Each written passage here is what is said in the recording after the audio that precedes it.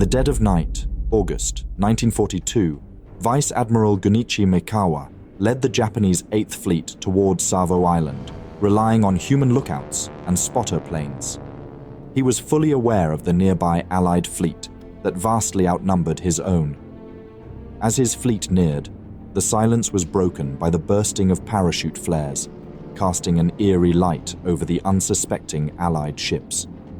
Some American picket destroyers, confused and misidentifying aircraft, failed to sound the alarm. With guns at the ready, Mikawa's fleet prepared to unleash chaos. The first Battle of Savo Island was about to begin.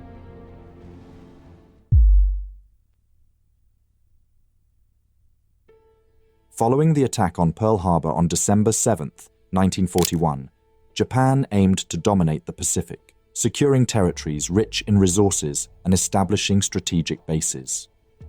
By mid-1942, Japan had captured several territories, but their offensive was halted at the battles of Coral Sea and Midway.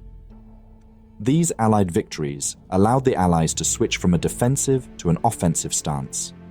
The Allies, under US Admiral Ernest King's strategy, targeted the Solomon Islands, focusing on Guadalcanal, Tulagi, and Florida Island to prevent Japanese forces from threatening supply routes between the US and Australia, to prevent the Japanese from using these islands as bases, and particularly to stop the completion of an airfield at Henderson Field on Guadalcanal. The Allies aimed to use the islands to launch a broader campaign to recapture the Solomons, isolate or capture the major Japanese base at Rabaul, and support the New Guinea campaign under General Douglas MacArthur. This marked the beginning of the 6-month Guadalcanal campaign. On August 7th, Allied forces, primarily US Marines, landed on Guadalcanal, Tulagi, and Florida Island in the eastern Solomon Islands. Vice Admiral Frank Jack Fletcher commanded the Allied naval forces, including carrier task groups providing air cover.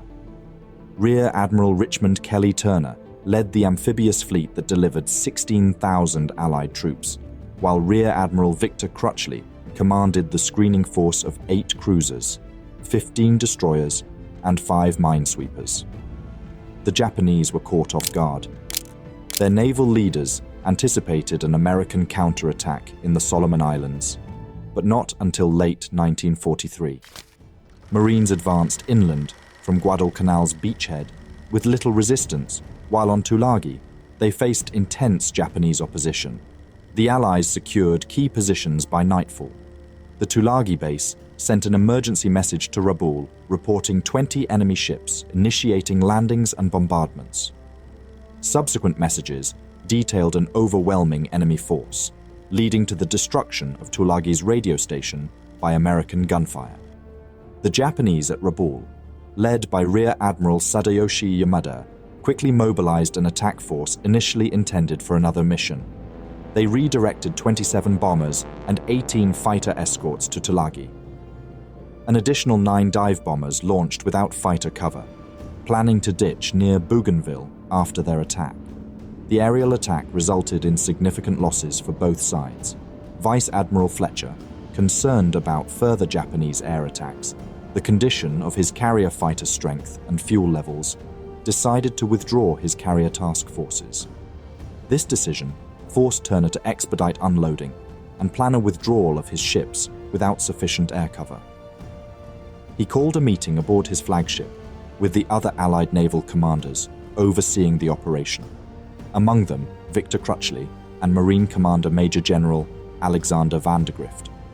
Crutchley's urgent departure was not communicated, leaving his Allied screening force leaderless and disrupting communication. The Allied fleet was split in the northern, southern, and eastern force, all patrolling their respective areas around Savo Island. Meanwhile, Vice Admiral Gunichi Mikawa, commanding the Japanese 8th Fleet at Rabaul, faced conflicting reports and limited support. Other Japanese commanders downplayed the American incursion and refused to provide troops for a counterattack. Despite scant resources and poor intelligence, Mikawa quickly mobilized his fleet. Mikawa set sail from Rabaul with 5 heavy cruisers, 2 light cruisers, and 1 destroyer.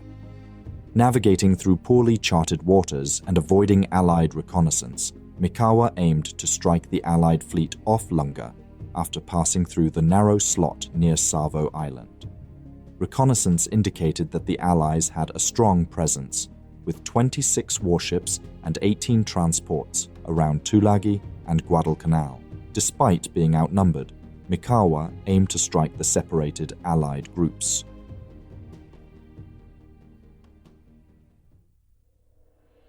Mikawa approached Savo Island just after midnight, using human lookouts and spotter planes due to the lack of radar. 3 spotter planes had been deployed to monitor the Allied fleet, prepared to launch parachute flares upon engagement. Meanwhile, American picket destroyers stationed near Savo detected the sound of aircraft engines as Japanese float planes traversed the anchorage. Confusion ensued among duty officers, with some seeking guidance from higher authorities, while others dismissed the unfamiliar aircraft noise.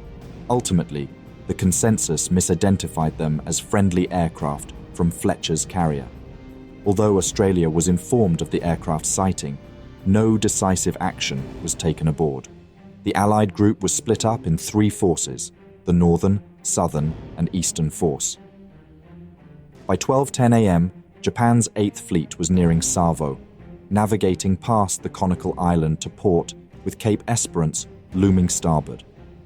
Lookouts soon spotted a low silhouette dead ahead, prompting repositioning of gun batteries and preparation for action. 30 minutes later, the destroyer blew, on high alert and maintaining a steady course southwest at 12 knots, abruptly altered direction from northeast without incident. Despite clear visibility and heightened readiness, Blue failed to recognize the approaching 8th Fleet.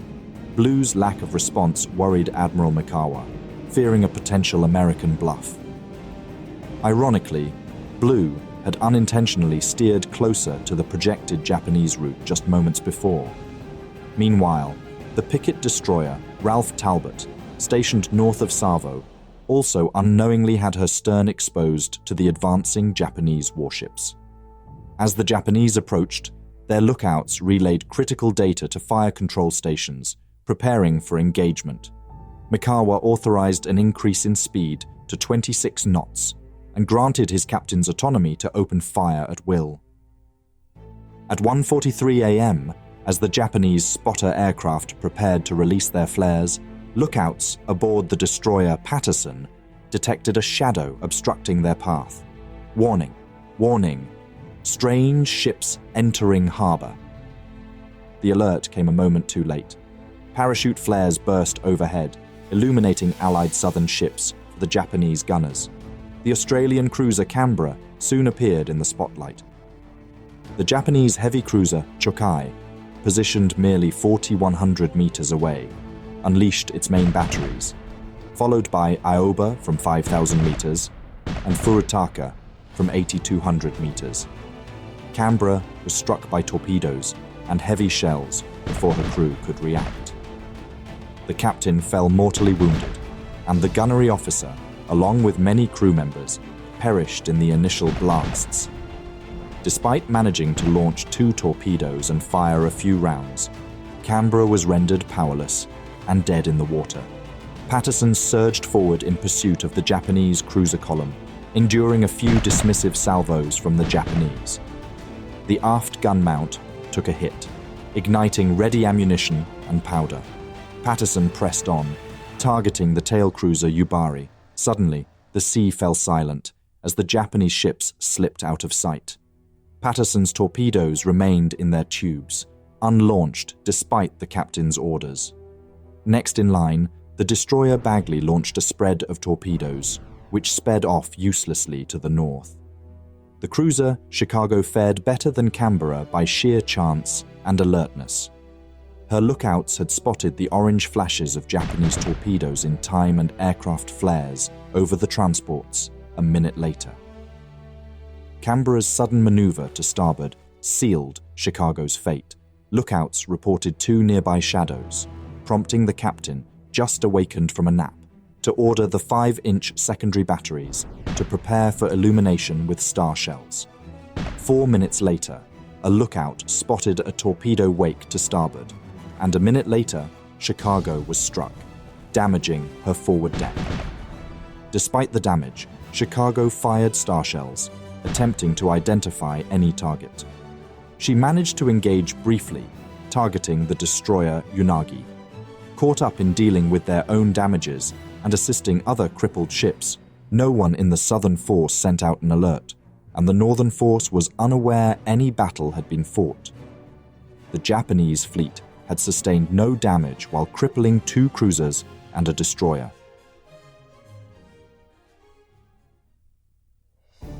Following his decisive victory over the Southern Force, Admiral Mikawa set his sights on the northern cruisers patrolling north and east of Savo. American lookouts were oblivious to the battle to the south, their view obscured by Savo's silhouette and a line of squalls. The line of cruisers maintained a steady 10-knot patrol speed. Spotting the northern force through a break in the squall line, Mikawa ordered a course shift to east-northeast. The lead ship, Chokai, executed the move, followed by 3 heavy cruisers. However, the last heavy cruiser, Furutaka, nearly collided with the ship ahead and veered to port, inadvertently heading towards the American cruiser line. By chance, the Japanese columns ended up on parallel courses with the Northern Force column between them. At 1:46 a.m., Tenryu's lookouts spotted the American column. Within 2 minutes, word reached Admiral Mikawa, who promptly ordered the launch of 17 torpedoes. The 8th Fleet advanced, their batteries tracking the unaware American ships. Astoria maintained a routine watch. Captain William Greenman was asleep, recuperating from 2 grueling days on the con. Lieutenant Commander Jim Topper, the officer of the deck, noted slight tremors from the south, mistaking them for depth charges targeting Phantom submarines. These tremors were, in fact, Chokai's torpedoes detonating harmlessly. A lookout spotted a star shell far to port, and Topper saw a string of aircraft flares.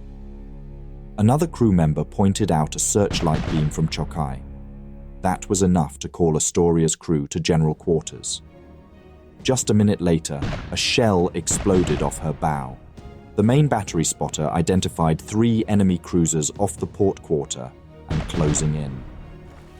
It took 90 seconds for Astoria's 8-inch guns to train out to port and open fire on Chokai. The battle had commenced, with the Northern Force now fully engaged. As Lieutenant Commander Jim Topper gave the order to fire, Captain William Greenman, recently awakened, assessed the situation on Astoria's control bridge. Suspecting friendly fire, Greenman ordered a ceasefire. However, the gunnery officer, convinced the targets were hostile, urged to resume firing, which Greenman allowed 10 minutes later. During this hesitation, Chokai unleashed 4 salvos at Astoria, initially missing, but then a 5th salvo ignited Astoria's midships. Greenman ordered all guns to return fire, but the damage was done. Astoria's communications were destroyed, and fires hindered the crew. Despite managing 11 partial salvos, Astoria's attempts to avoid ramming Quincy placed her in the line of Japanese fire. A direct hit on the bridge incapacitated many, and Astoria slowed, consumed by flames. Her final salvo struck Chokai before she fell out of the fight. Meanwhile, the USS Quincy was under attack. Despite warnings, her response was sluggish. Captain Samuel Moore, upon realizing potential friendly fire, ordered recognition signals. However, Quincy was hit in the stern, causing an uncontrollable blaze. Moore's orders led Quincy into the beam of a Japanese searchlight, where she took heavy fire. Severely damaged by torpedoes and shells, Quincy listed and burned. Captain Moore, mortally wounded, ordered the ship beached, but the cruiser capsized to port and sank. Vincennes, the last Northern Force cruiser overtaken by the Japanese, had received more warning. Captain Frederick Rife Cole, awakened by flares, underwater explosions, and gunfire to the south, assumed an aircraft attack and increased speed to 15 knots. Mistakenly thinking the illumination was from friendly forces, Rife Cole's appeal to douse lights went unanswered. Nevertheless, the gunnery officer trained the guns on the nearest silhouette. Kako, a Japanese cruiser, fired the first rounds, causing a violent explosion on Vincennes. Despite returning fire and hitting Kinugasa, Vincennes sustained severe damage. Captain Rife Cole maneuvered to close in on the Japanese, but multiple hits disrupted communication and demolished guns. As he ordered a starboard turn to escape crossfire, Chokai's torpedoes hit Fire Room 4, sealing Vincennes' fate. Vincennes was doomed. One fire room was offline already. Then, another torpedo struck the other fire room, killing its entire crew. Only the destroyer Ralph Talbot stood in the way of the Japanese fleet's retreat, and despite taking hits, it managed to counterattack before retreating into a rain squall. Admiral Mikawa, expecting a counterattack from American carriers, chose to retreat. Alet arrived too late to engage. Instead, they found the burning wrecks of Quincy and Vincennes. Commander Francis Gardner ordered his ship to aid survivors, stopping amidst the burning cruisers to rescue men from the water. Hundreds of survivors crowded aboard the destroyer Ellet for medical care and rest. The destroyer struggled to scuttle the Australian cruiser Canberra, which eventually sank after being torpedoed by another destroyer. Astoria, still afloat, was ultimately lost despite efforts by Captain Greenman and volunteers. The battle resulted in devastating and unprecedented casualties for the American Navy, with 4 cruisers lost. Astoria, Quincy, Vincennes and Canberra were lost, with over 900 to almost 1,100 sailors killed and many more wounded across these ships. The Japanese forces, including cruisers Chokai, Aoba, Kako, Kinugasa, Tenryu and Yubari, suffered minimal casualties during the battle. It is estimated around 60 sailors were killed. The Battle of Savo Island overshadowed Midway's morale boost. It instilled caution in the US Navy, delaying vital supplies and troops, influencing the conflict until November. The evacuation of survivors ensued, while Allied ships postponed withdrawal to unload necessary supplies. Concurrently, the Japanese cruisers, under Vice Admiral Mikawa, returned to their base after evading Allied detection, with one cruiser, Kako, later sunk by a US submarine. The tactical aftermath saw Allied forces relying heavily on transport convoys for Guadalcanal's defense, amidst ongoing Japanese attempts to retake the islands. The battle prompted a US Navy inquiry revealing systemic operational shortcomings, leading to structural reforms aimed at enhancing ship survivability and combat readiness. The Battle of Savo Island was merely the beginning of the protracted and grueling Guadalcanal Campaign, as the Japanese and US fleet would soon meet again.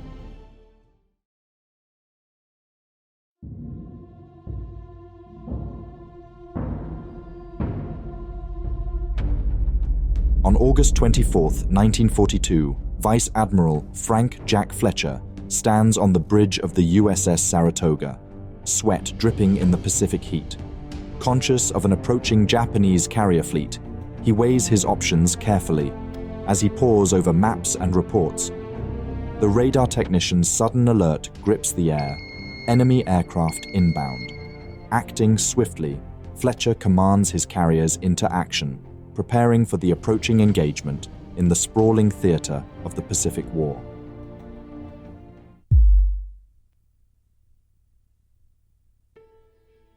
On August 7th, Allied forces, mainly US Marines, landed on Guadalcanal, Tulagi, and the Florida Islands in the Solomons to prevent Japanese use of these islands as bases, securing them for future campaigns. The landing sparked intense Japanese retaliation, and the US Marines faced brutal combat on the inhospitable islands. The 6-month Guadalcanal campaign began with 3 US carrier task forces, TF-11, 16, and 18, providing direct support. These forces, commanded by Vice Admiral Frank Jack Fletcher, included aircraft carriers Saratoga, Enterprise, and Wasp, and were supported by surface warships, including Australian cruisers. The carriers provided air support and defended against Japanese air attacks, maintaining a presence in the South Pacific. They supported the ground forces, ensured supply lines, and engaged Japanese warships. The carriers facilitated the deployment of aircraft to Henderson Field, a crucial airfield on Guadalcanal captured during the first days of the campaign and quickly brought into service. Allied control of this field limited Japanese movements and aided in the attrition of Japanese air forces. Determined to oust the US Marines and Navy, the Japanese Navy quickly came into action. They displayed their strength in the Battle of Savo Island, when Admiral Gunichi Mikawa launched a night raid against the US patrol fleet. The blitz attack in the dark turned out to be devastating for the Allies, with 3 American and 1 Australian cruiser lost. It was the US Navy's biggest defeat since Pearl Harbor. In its aftermath, Mikawa's diary shows the Japanese Navy believed it had severely damaged the Allied invasion fleet, heavily inflating the assumed Allied losses. Meanwhile, the Japanese army was fighting tooth and nail on Guadalcanal. High Command, led by Admiral Isoroku Yamamoto, had caught on this wasn't just a battle, but a major US invasion, attempting to capture the island chain. The original 2,200-strong garrison required supplies, and more importantly, more soldiers. Japanese convoys, dubbed the Tokyo Express, supplied the troops nightly. Yamamoto launched a counter-offensive, Operation Car, to retake Guadalcanal and Tulagi and destroy the 3 main US Navy carriers. This involved over 1,400 troops and a naval task force with carriers, heavy cruisers, and destroyers. He expected the Marines to surrender by the end of August. On 16th August, a Japanese convoy commanded by Rear Admiral Reizo Tanaka departed for Guadalcanal, protected by naval forces. The Japanese task force was divided in 4 groups: a fleet carrier group, transport group, and 2 heavy surface groups. The carrier group consisted of Shokaku and Zukaku, Japan's strongest carriers, augmented by Ryujo and Chitose and battleship Mutsu. Additionally, Rabaul housed aircraft to support the Navy's assault. They heavily outmatched the US Navy's fleet in the region. Several days later, a US Navy PBY Catalina spotted Japanese troop transports heading toward Guadalcanal. That morning, Japanese Rear Admiral Chuichi Hara, commanding Ryujo, led a diversionary force, as Yamamoto called it, ahead of the main Japanese fleet to attack Henderson Field. He was accompanied by the Amatsukaze, Tokitsukaze, and heavy cruiser Tone. Admiral Chuichi Nagumo, commanding the 3rd Fleet, had ordered the Ryujo to divert from the main fleet and strike Henderson Field with its air group, instead of reserving its bombers and torpedo planes for the impending attack on the American carriers. The Japanese carriers' mission was to bombard the airfield with 6 Nakajima Kate bombers escorted by 15 Mitsubishi Zero fighters. They had planned to rendezvous with additional bombers and Zeros from Rabaul, but adverse weather thwarted the land-based planes' efforts. Meanwhile, Fletcher received intelligence revealing Japan's entire strike group, but not the 2 main carriers. Fletcher hesitated despite estimating Ryujo's location. He could easily take out this formation, but remains wary of potential unseen enemy carriers nearby. Finally, at 1:40 p.m., he authorized an airstrike from the Saratoga, comprising 30 Douglas SBD Dauntless dive bombers and 8 Grumman TBF Avenger torpedo bombers. Worried about Wasp's low fuel, he detached her from his carrier task force, thinking a serious battle was not imminent. Arriving over Guadalcanal at 1:20 p.m., Ryujo's aircraft encountered Marine Wildcats prepared for a defensive skirmish. In the ensuing aerial battle, 3 Wildcats and their pilots fell to enemy fire, while 3 Zeros and 4 Kates failed to return to base, claiming 15 Wildcats downed, a claim that overstated their success. The strike on Henderson Field resulted in only minor damage quickly repaired by American forces. Concurrently, Japanese scout planes located the US carriers, leading Vice Admiral Nagumo to launch a 2-wave attack from Shokaku and Zuikaku. Approximately an hour later, Ryujo found itself under attack from Saratoga's strike group, led by Commander Harry D. Felt. Focusing all dive bombers on the Japanese carrier, the American pilots executed their plunging maneuvers, releasing their bombs. The American dive bombers approached as Ryujo maneuvered in a tight starboard turn. Commander Harry D. Felt led the attack, with several bombs narrowly missing, but Felt successfully planted the first of 3 500-pound bombs on Ryujo's flight deck. 2 more bombs managed to hit their target amidst explosions and near misses. As the SBDs pulled out of their dives, they faced off against 7 Zeros. The Japanese claimed 8 kills, although the US did not report any losses.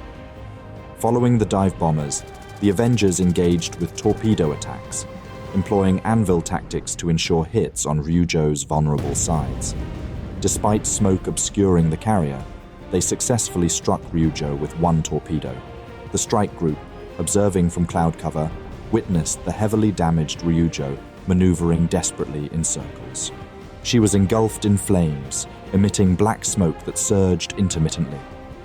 The crew abandoned the ship, which listed heavily to starboard, exposing its red hull. The destroyer Amatsukaze's skipper observed the burning wreck, noting its resemblance to a huge stove. She eventually capsized and sank around 8 p.m. Most of her crew was rescued by the cruiser Tone, while airstrike survivors were picked up by Ryujo's destroyers near the carrier's wreckage. But the battle was far from over. Shortly after the attack on Ryujo, Fletcher received worrying intelligence. Finally, the 2 additional Japanese carriers had been spotted northeast of Ryujo. With a significant portion of his carrier force already committed, Fletcher faced a diminishing pool of available aircraft. Wasp's detachment further reduced his operational capacity, leaving only Enterprise's air group ready for action. By 4:30 p.m., Enterprise's radar detected the enemy aircraft launched earlier from Shokaku and Zuikaku. Enterprise and Saratoga swiftly launched 53 Wildcats to intercept the incoming threat. Spotting 2 formations of enemy planes, the Wildcats identified 18 Aichi-Val's dive bombers flanked by fighters. A dogfight broke out between the Mitsubishi Zeros and the Wildcats. Some Wildcats executed a side attack on one of the Japanese fighters, setting it ablaze with bursts from their 650 caliber machine guns. 2 other pilots also claimed a Zero each. Wildcats now also managed to penetrate towards the Val dive bombers, attacking them with short bursts of machine gun fire, shredding their fuselage. Other Wildcats from Enterprise encountered 4 Vals at low altitude. The bomber crews, attacking in single file, used their fixed 50 caliber nose guns. Then, their rear gunners opened up with twin 30 caliber machine guns as they passed underneath. 3 of the 4 Vals were shot down and 1 was severely damaged. With the fighter screen battling the incoming Japanese planes, the US ships braced for the assault. Enterprise steamed southeast at 27 knots, accompanied by the fast battleship North Carolina, 2 cruisers, and 6 destroyers. Then, Enterprise's radar showed bombers were fast approaching. In total, around 24 Vals had managed to break through the fighter screen and reach the carriers, focusing on the Enterprise. Anti-aircraft gunners from the ring of ships around Enterprise unleashed a ferocious barrage.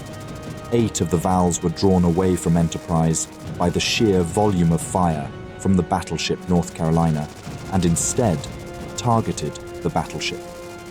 Aboard Enterprise, gunners tracked the lead Japanese bomber, watching it grow larger until even the bomb under its fuselage became visible. The Val dropped its bomb and pulled away sharply, but the bomb was a dud and landed harmlessly in the sea.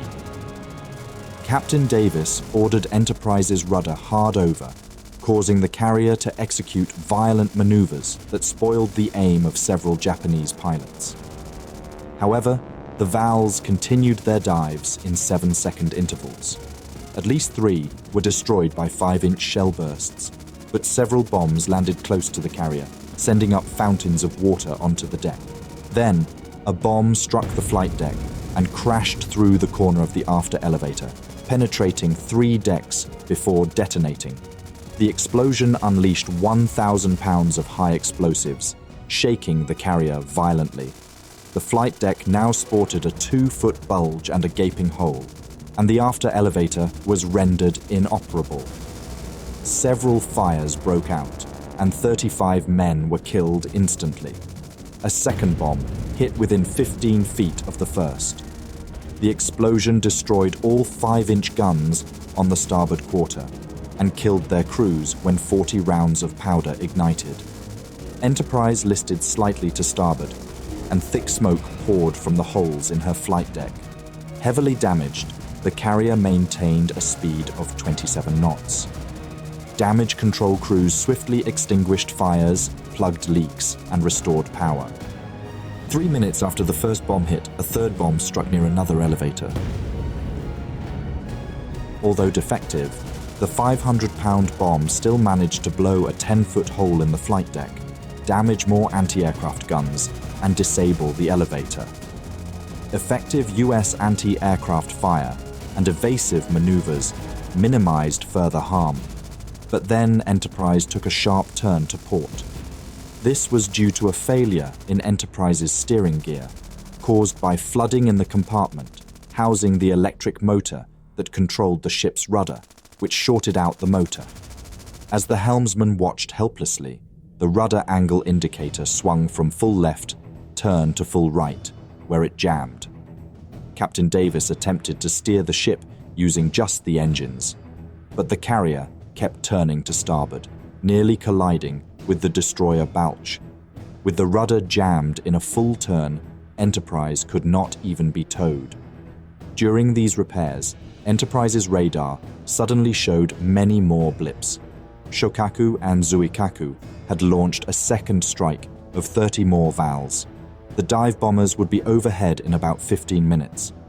Radar tracked the incoming planes to within 50 miles, and then they suddenly turned south and disappeared from the radar screen.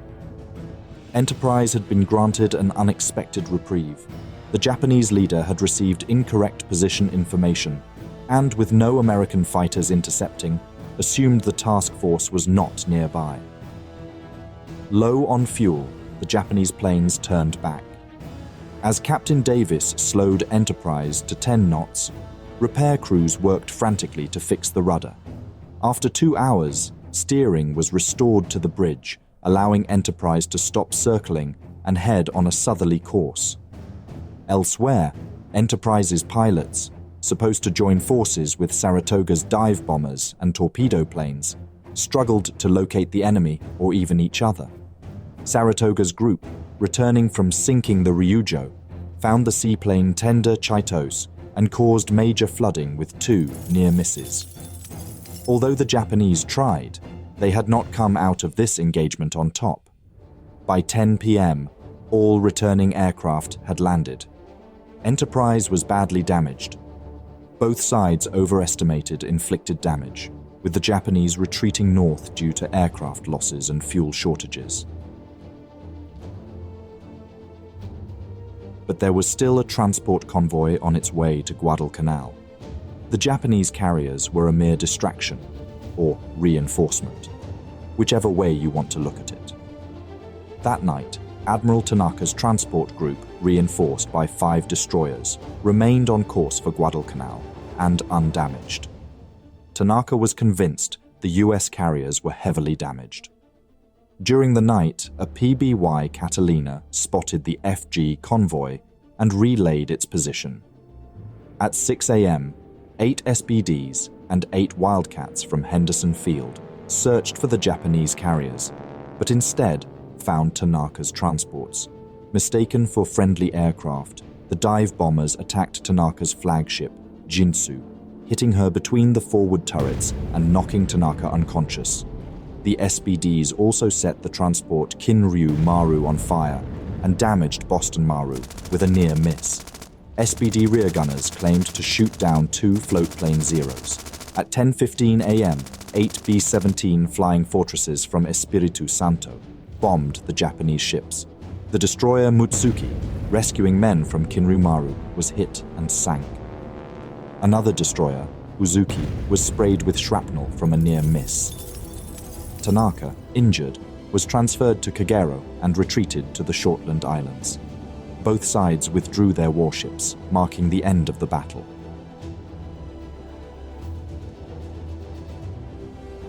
The Battle of the Eastern Solomons prevented Japanese reinforcements from landing on Guadalcanal. The US lost 25 aircraft and 8 crewmen, while the Japanese suffered greater losses, including 3 ships, Ryujo, Mutsuki, and Kinryu Maru, 75 aircraft, and many experienced pilots. The carrier Enterprise was damaged but repairable. Japanese Admiral Tanaka's convoy was forced to retreat, leading to an ineffective night landing of troops without heavy equipment. The battle weakened Japan's resolve to commit further resources to Guadalcanal. Vice Admiral Frank Jack Fletcher faced criticism for sending the Wasp away before the battle, a decision that led to his removal from combat command after the Saratoga was torpedoed. It would not be for another month that the Japanese and Allies would once again face each other at sea.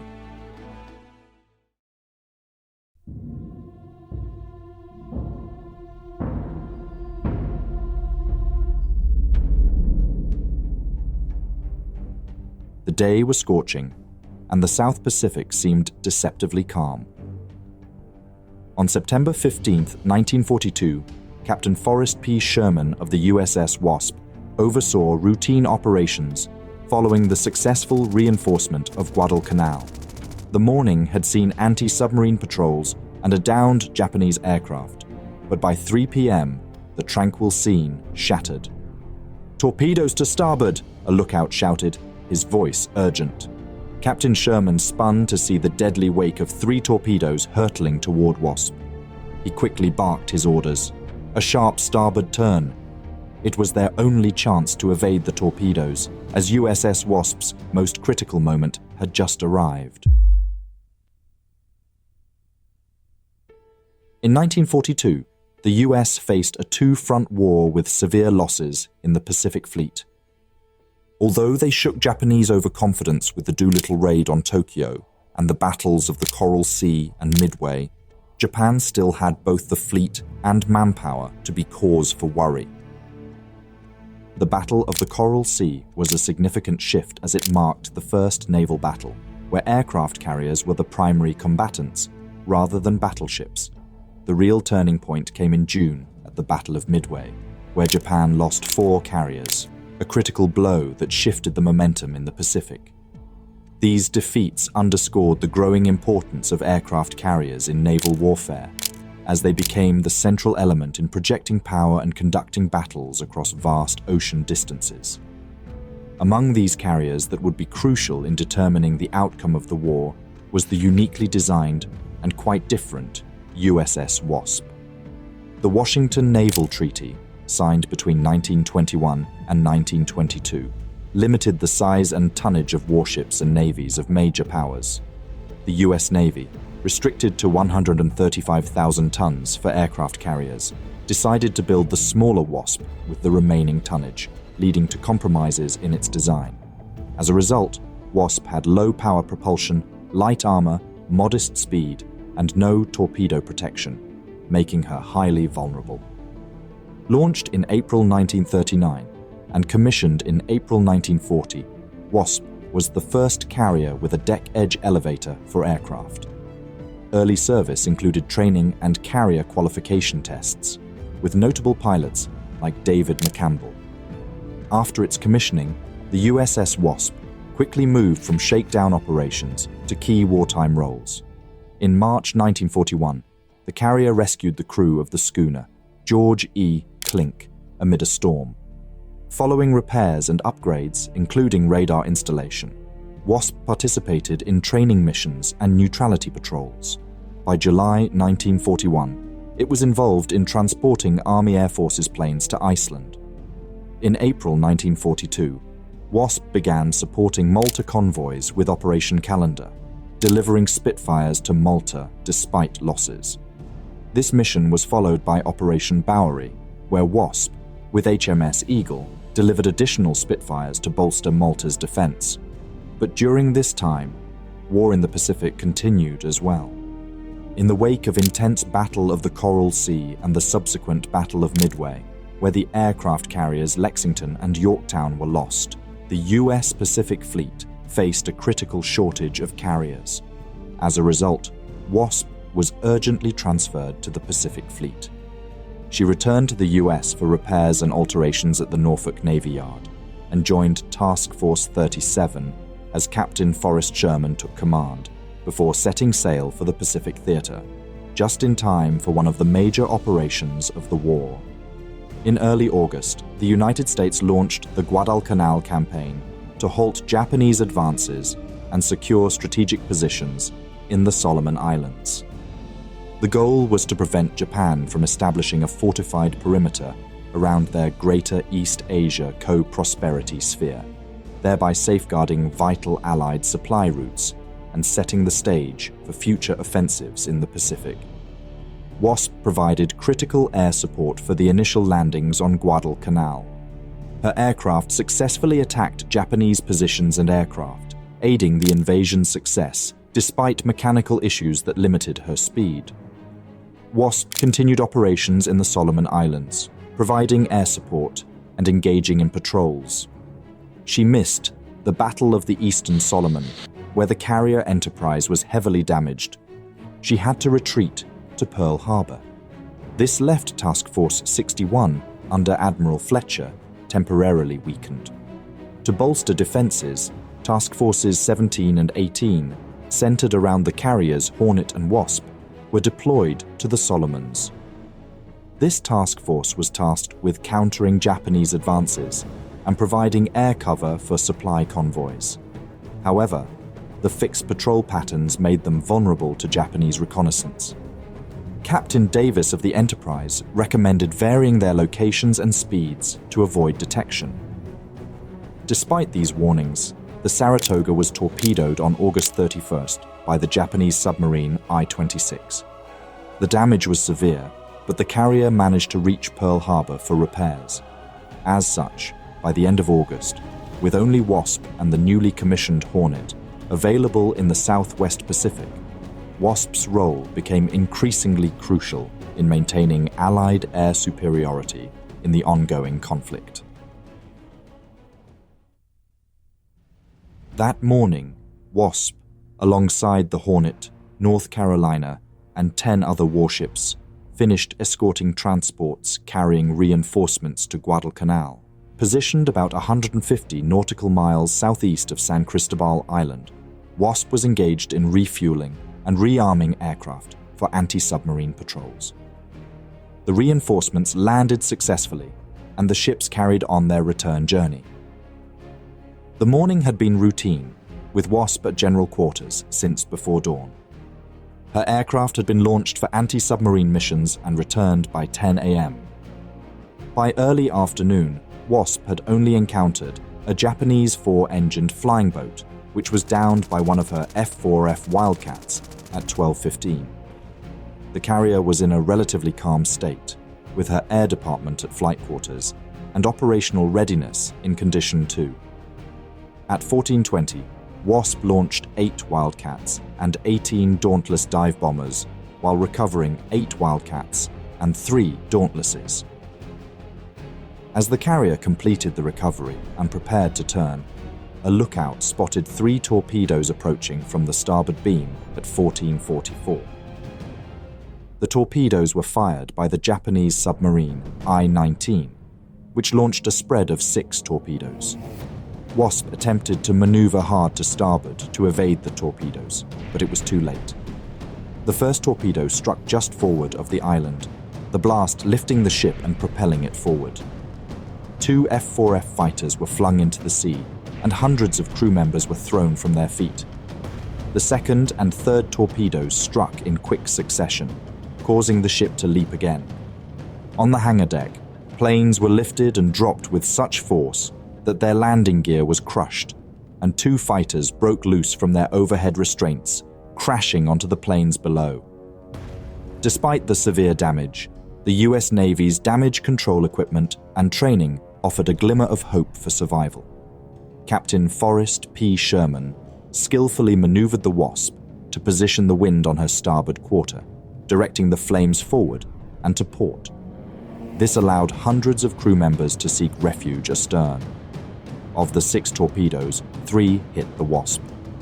1 hit the destroyer O'Brien, and another passed under the keel of the destroyer Dale, narrowly missing the stern of the destroyer Mustin, before striking the North Carolina, sending a column of water and fuel oil as high as the battleship's masts.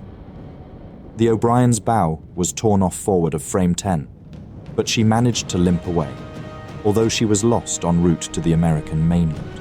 The North Carolina's starboard side was severely damaged, but she also steamed away under her own power. Shortly thereafter, I-19 fired another spread of torpedoes at the Hornet, but they missed. The screening ships began zigzagging and dropped depth charges throughout the area, driving off the enemy submarines, but destroying none. However, the Wasp had been hit at the worst possible moment, in the most vulnerable part of her hull, near the aviation gasoline storage tanks, which exploded into incandescent flames. Having just launched planes, the fuel lines were full, and the fires spread rapidly through the hoses to the forward hangar deck. Secondary explosions quickly followed, wreaking havoc. The hangar deck turned into an inferno as fueled planes exploded. Their bombs and torpedoes detonated, and their machine guns fired haphazardly. Lieutenant Chester M. Stearns, an engineering officer, crawled to the hangar deck only to see a torpedo roasting under a burning TBF Avenger. He dived to the deck just in time to shield himself from the explosion. When he looked up, neither plane nor torpedo nor deck were there. Bombs had detonated, creating a massive hole through the elevator pit, engulfed in flames. The explosions intensified, and the fires spread uncontrollably, fueled by gasoline and munitions. With forward water mains inoperable, the crew struggled to contain the blaze. The ship listed 15 degrees to starboard, and flames spread to the water, making firefighting efforts nearly impossible. Electrical lines and fire mains were severed in the forward part of the ship. Rivets popped out like bullets, and most communication circuits were knocked out, leaving the bridge isolated from below decks. Ready service ammunition by the starboard forward anti-aircraft guns detonated, raining debris along the ship's length. At 3:05 p.m., a tremendous gasoline vapor explosion tore through the USS Wasp.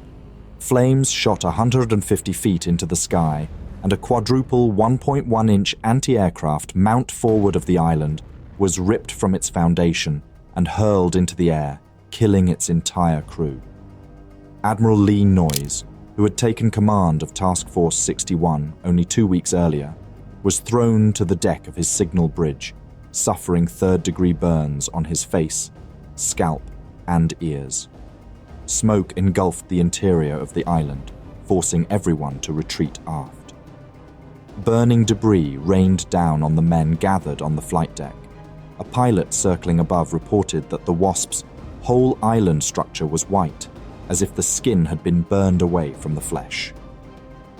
Captain Sherman, unable to manage the fire and damage, ordered the ship abandoned at 15:20. The abandonment was conducted in an orderly fashion, with priority given to evacuating the wounded. Explosions continued, with debris falling around the ship. Rescue operations were carried out by nearby destroyers, Lafay, Lansdowne, and cruisers Helena and Salt Lake City. In total, they rescued 1,946 men. Shortly after 8 o'clock, destroyers fired several torpedoes into the burning hull to ensure she sank. At 9, the Wasp rolled slightly to starboard, and the bow dipped under. She slid slowly into the sea until only her stern remained visible before disappearing entirely. The USS Hornet, now the only battle-worthy carrier left in the South Pacific, recovered all of the Wasp's 26 planes that were aloft during the attack. However, 45 more aircraft went down with the ship. The attack resulted in 193 deaths and 366 injuries. Though 25 of the carrier's 26 airborne aircraft landed safely on Hornet, 45 were lost with Wasp. The sudden and catastrophic loss of the Wasp, coupled with the constant threat of submarine attacks, finally spurred Admiral Chester Nimitz to issue new directives. He noted, "For 3 weeks, Task Force 61 and its elements remained in the same waters adjacent to our supply route to the Solomons, an area known to be infested with submarines. The mission did not require that the task force be restricted to that area." Henceforth, Nimitz commanded, "The area of operations of our task forces should be changed radically at frequent intervals." This marked a strategic shift aimed at mitigating the ever-present submarine threat.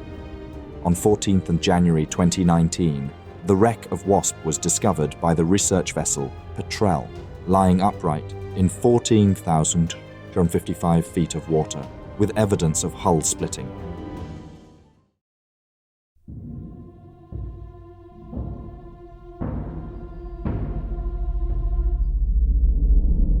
On October 11, 1942, a serene evening blanketed Task Force 64 as they braced for night combat against the Japanese Tokyo Express reinforcing troops at Guadalcanal.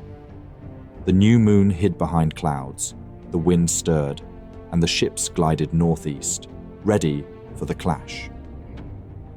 Rear Admiral Norman Scott was worried.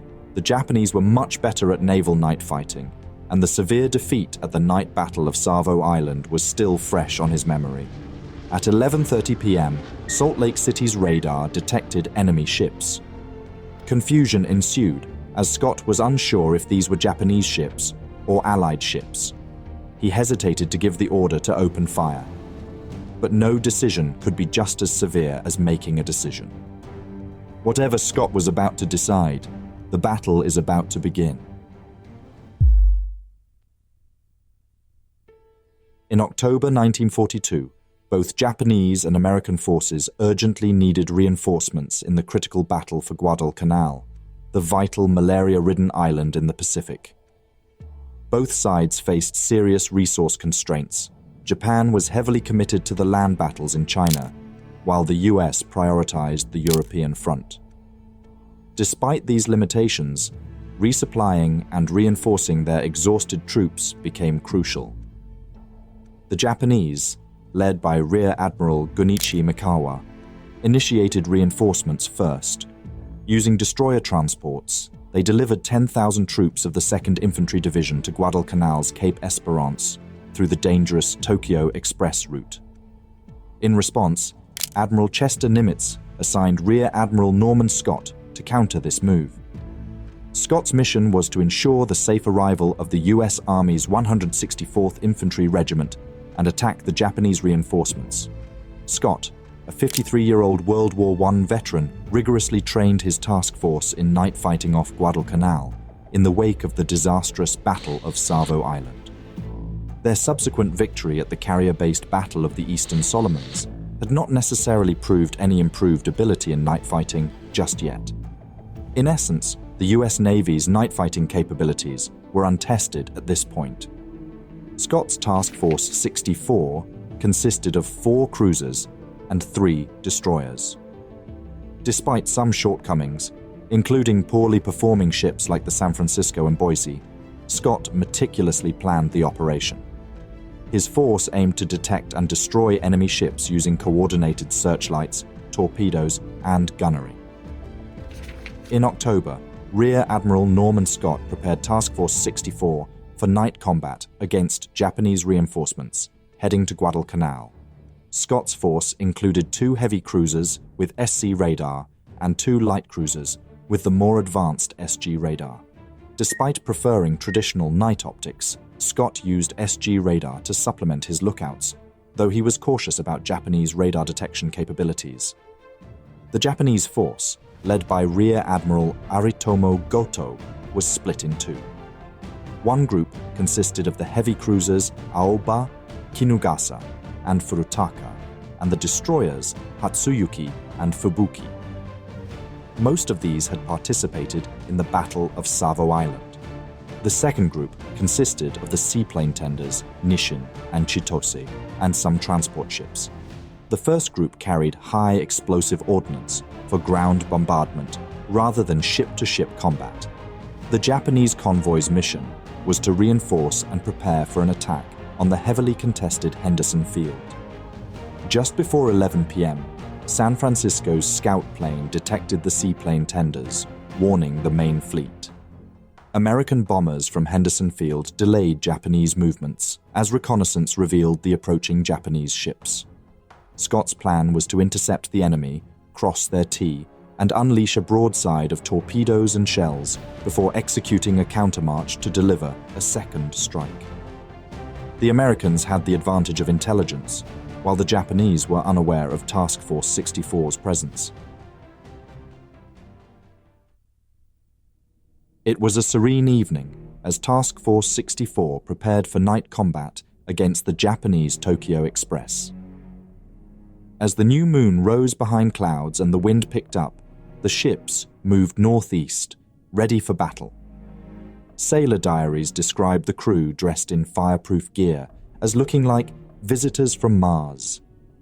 Rear Admiral Scott minimized fire hazards by sending most of the cruiser's seaplanes to Tulagi and launched the remaining ones to locate the enemy.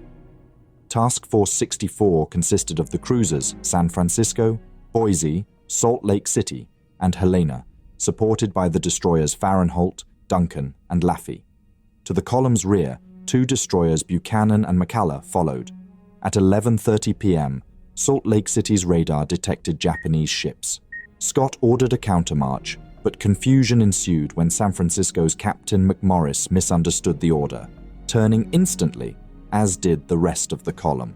Two destroyers now sailed a starboard course, according to original plan, with 4 cruisers to their port side. As Goto's Japanese ships emerged from rain squalls into American radar range, Helena's advanced SG radar picked up the Japanese column. However, San Francisco had an older SC radar, failing to detect the enemy. Scott, unsure of his destroyers' positions, hesitated to open fire, fearing friendly fire. Meanwhile, Japan's Goto was equally unaware. His ships did not have radar, so all he could rely on was anything spotted by sight. Helena's captain Gilbert Hoover, experienced and valuing radar and timing, requested permission to open fire. Receiving ambiguous responses from Scott, Hoover decided to engage regardless, unleashing a barrage from Helena's 15 6-inch guns. Scott was surprised, but reluctantly ordered the remainder of ships to open fire as well. The resulting chaos saw Helena and other American ships launching fierce attacks, creating a blazing bedlam, as described by Morris, who recounted the intense recoil and the disarray caused by the powerful broadside. The Salt Lake City joined the bombardment, targeting the Japanese cruiser Aoba. Boise, led by Captain Moran, also attacked, hitting Aoba with precise shots. Below deck, the crew did everything they could for the firing to be as precise as possible. As Scott's ships continued to fire, sailors on deck stared at the spectacle of their devastating attacks on the enemy. The intense barrage caught the Japanese off guard. Aoba immediately suffered enormous damage. She was hit over 24 times by the first few volleys. Her main turrets, boilers, and searchlights were destroyed. Japan's ships, sailing directly towards the US ships, could only use their forward turrets, severely impeding their firepower.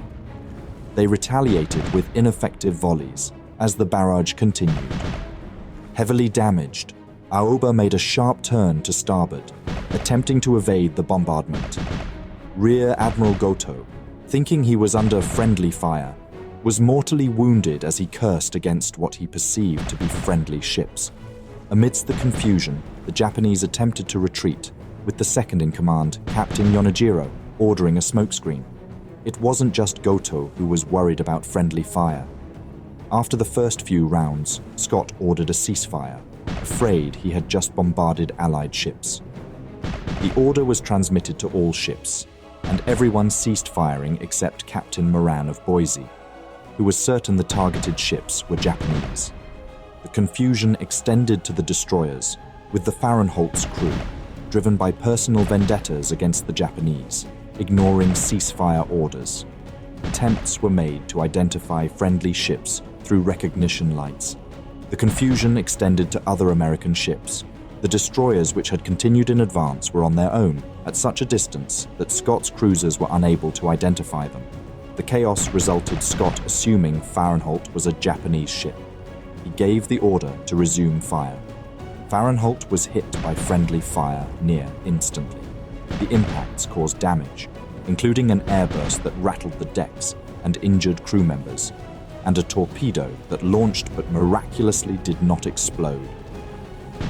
More shells from American ships Salt Lake City and San Francisco further damaged Fahrenholt, forcing her to withdraw from the battle with serious damage and a port list. By chance, the destroyer managed to avoid exploding. Another destroyer, Duncan, was hit as well, although it is unsure if this was Japanese or friendly fire. Before too long, she was engulfed in flames, and her crew struggled to control the damage. Lieutenant Commander Edmund B. Taylor ordered recognition lights to be turned on, but these lights drew more fire from the Japanese ships, who could now easily locate the destroyer. The destroyer was severely bombarded, and Taylor ordered the crew to abandon ship, though communication failures led to confusion. The assistant gunnery officer ensign, believing his skipper dead, took command and directed efforts to prevent Duncan from sinking by steering her into shallow water instead. US ships tried to prevent the Japanese from sinking their destroyers. San Francisco's radar detected a close enemy ship. The captain ordered a searchlight beam which locked onto the Japanese ship, later identified as Fubuki. There was no escape. Several American ships attacked the clear target, but Duncan still faced devastating hits as she heroically launched a final torpedo salvo at an unidentified warship. It was a direct hit, followed by an explosion. Taylor noted that Duncan's target, likely the destroyer Fubuki, crumbled and sank shortly thereafter. Her attack also severely damaged the heavy cruiser Furutaka, hitting its turret and torpedo tubes, which caused explosions. Japanese shells soon incapacitated Duncan's fire control and mortally wounded her torpedo officer.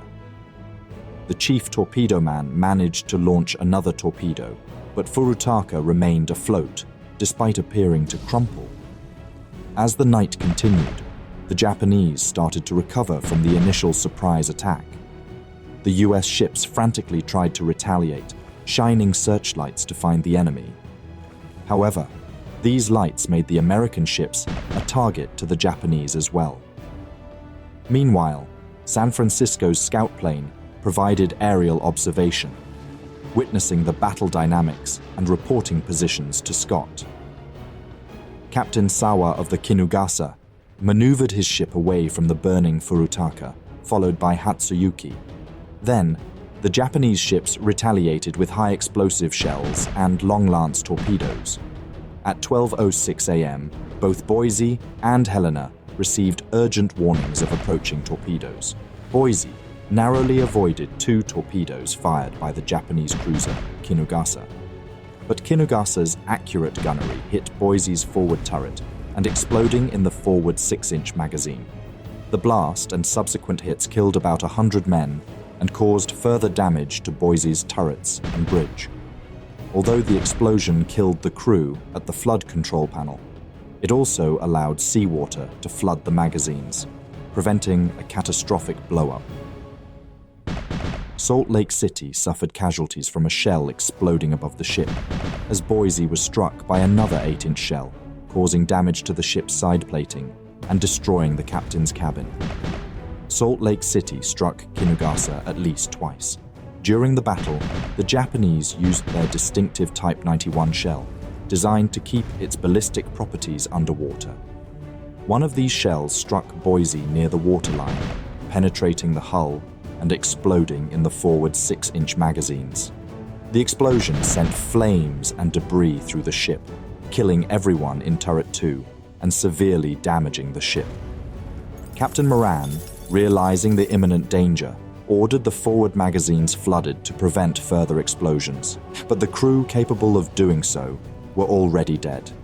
As fires raged, Helena, infuriated by the damage to Boise, directed its fire at the Japanese. Despite the chaos, the flooding caused by Japanese shells inadvertently helped Boise by subduing the fires in the magazines. The medical department had to be relocated, and the wounded were moved despite their injuries. The crew's efforts and the flooding ultimately saved the ship.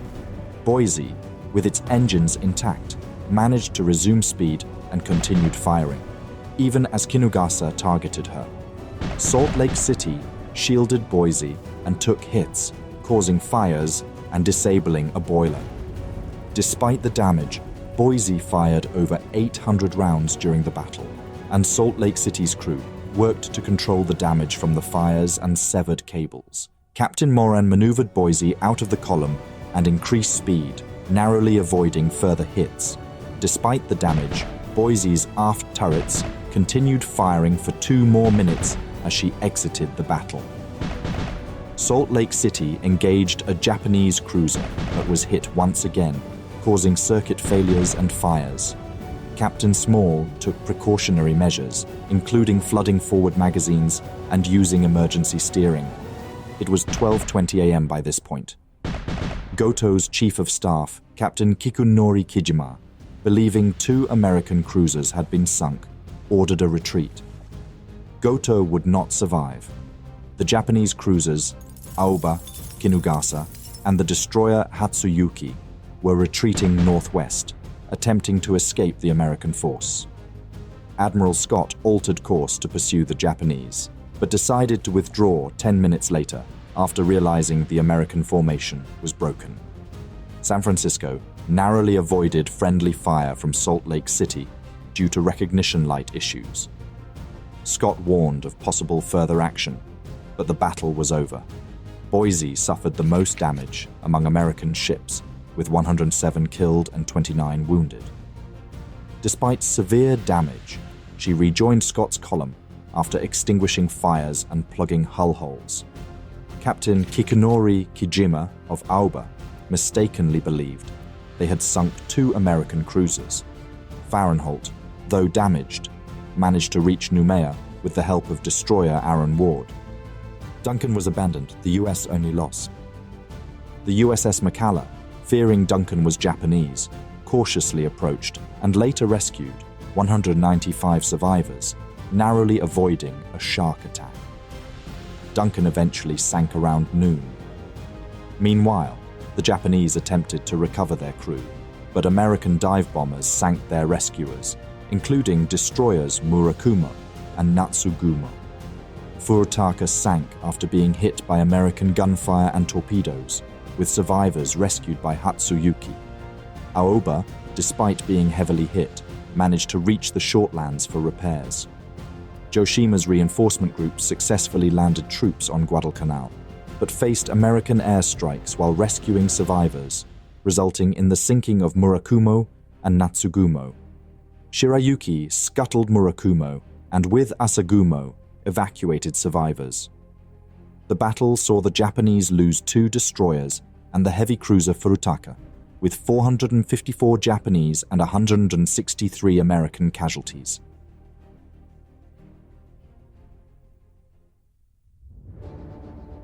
Task Force 64, battered but triumphant, headed home. They celebrated their victory at Espiritu Santo, boosting morale after previous defeats. The victory proved their ability to fight effectively at night. In essence, this was the perfect revenge for Savo Island. However, friendly fire incidents and the loss of Duncan highlighted areas for improvement, such as better use of radar and communication. Admiral Scott's dense formation limited destroyer effectiveness and endangered ships with recognition lights. Despite the win, the Japanese successfully landed troops on Guadalcanal. Both sides needed reinforcements for upcoming battles.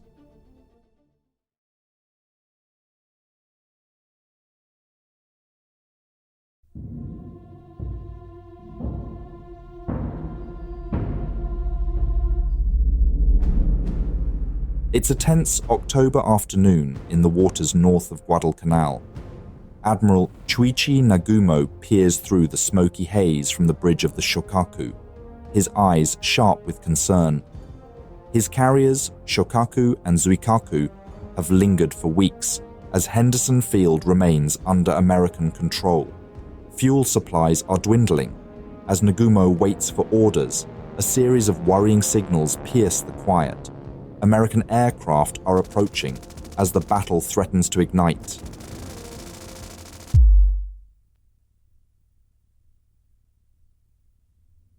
On August 8, 1942, Allied forces, mainly American, landed on Guadalcanal, Tulagi, and the Florida Islands to prevent the Japanese from using them as bases threatening supply routes between the US and Australia. This marked the beginning of the 6-month Guadalcanal Campaign. With the US and Japanese fleets supporting their ground forces, several naval battles followed each other up relatively fast. At the night battle of Savo Island, the US suffered a devastating loss of multiple cruisers. Following the Battle of the Eastern Solomons, 3 US carrier task forces, Wasp, Saratoga, and Hornet, remained in the South Pacific, tasked with protecting communication lines, supporting ground forces, and engaging Japanese warships. Saratoga was torpedoed and impaired on August 31st, and Wasp was sunk on September 15th, leaving only Hornet operational. No matter their dwindling strength, the Allies maintained air superiority from Henderson Field on Guadalcanal during the day, but Japanese ships operated freely at night, leading to a stalemate. Efforts to break the deadlock included the expedited return of the carrier Enterprise and replacing the pessimistic Vice Admiral Gormley with Vice Admiral Halsey. Halsey's arrival as commander dramatically boosted morale among American troops.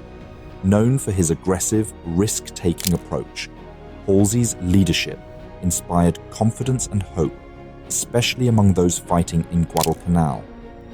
Halsey learned of the impending Japanese naval offensive through a combination of communications intelligence and reconnaissance reports.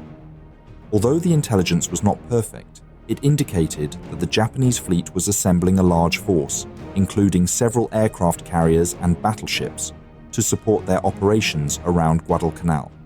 Despite being outnumbered, Halsey chose to engage the Japanese fleet head-on, seeking to strike the enemy before they could threaten the island.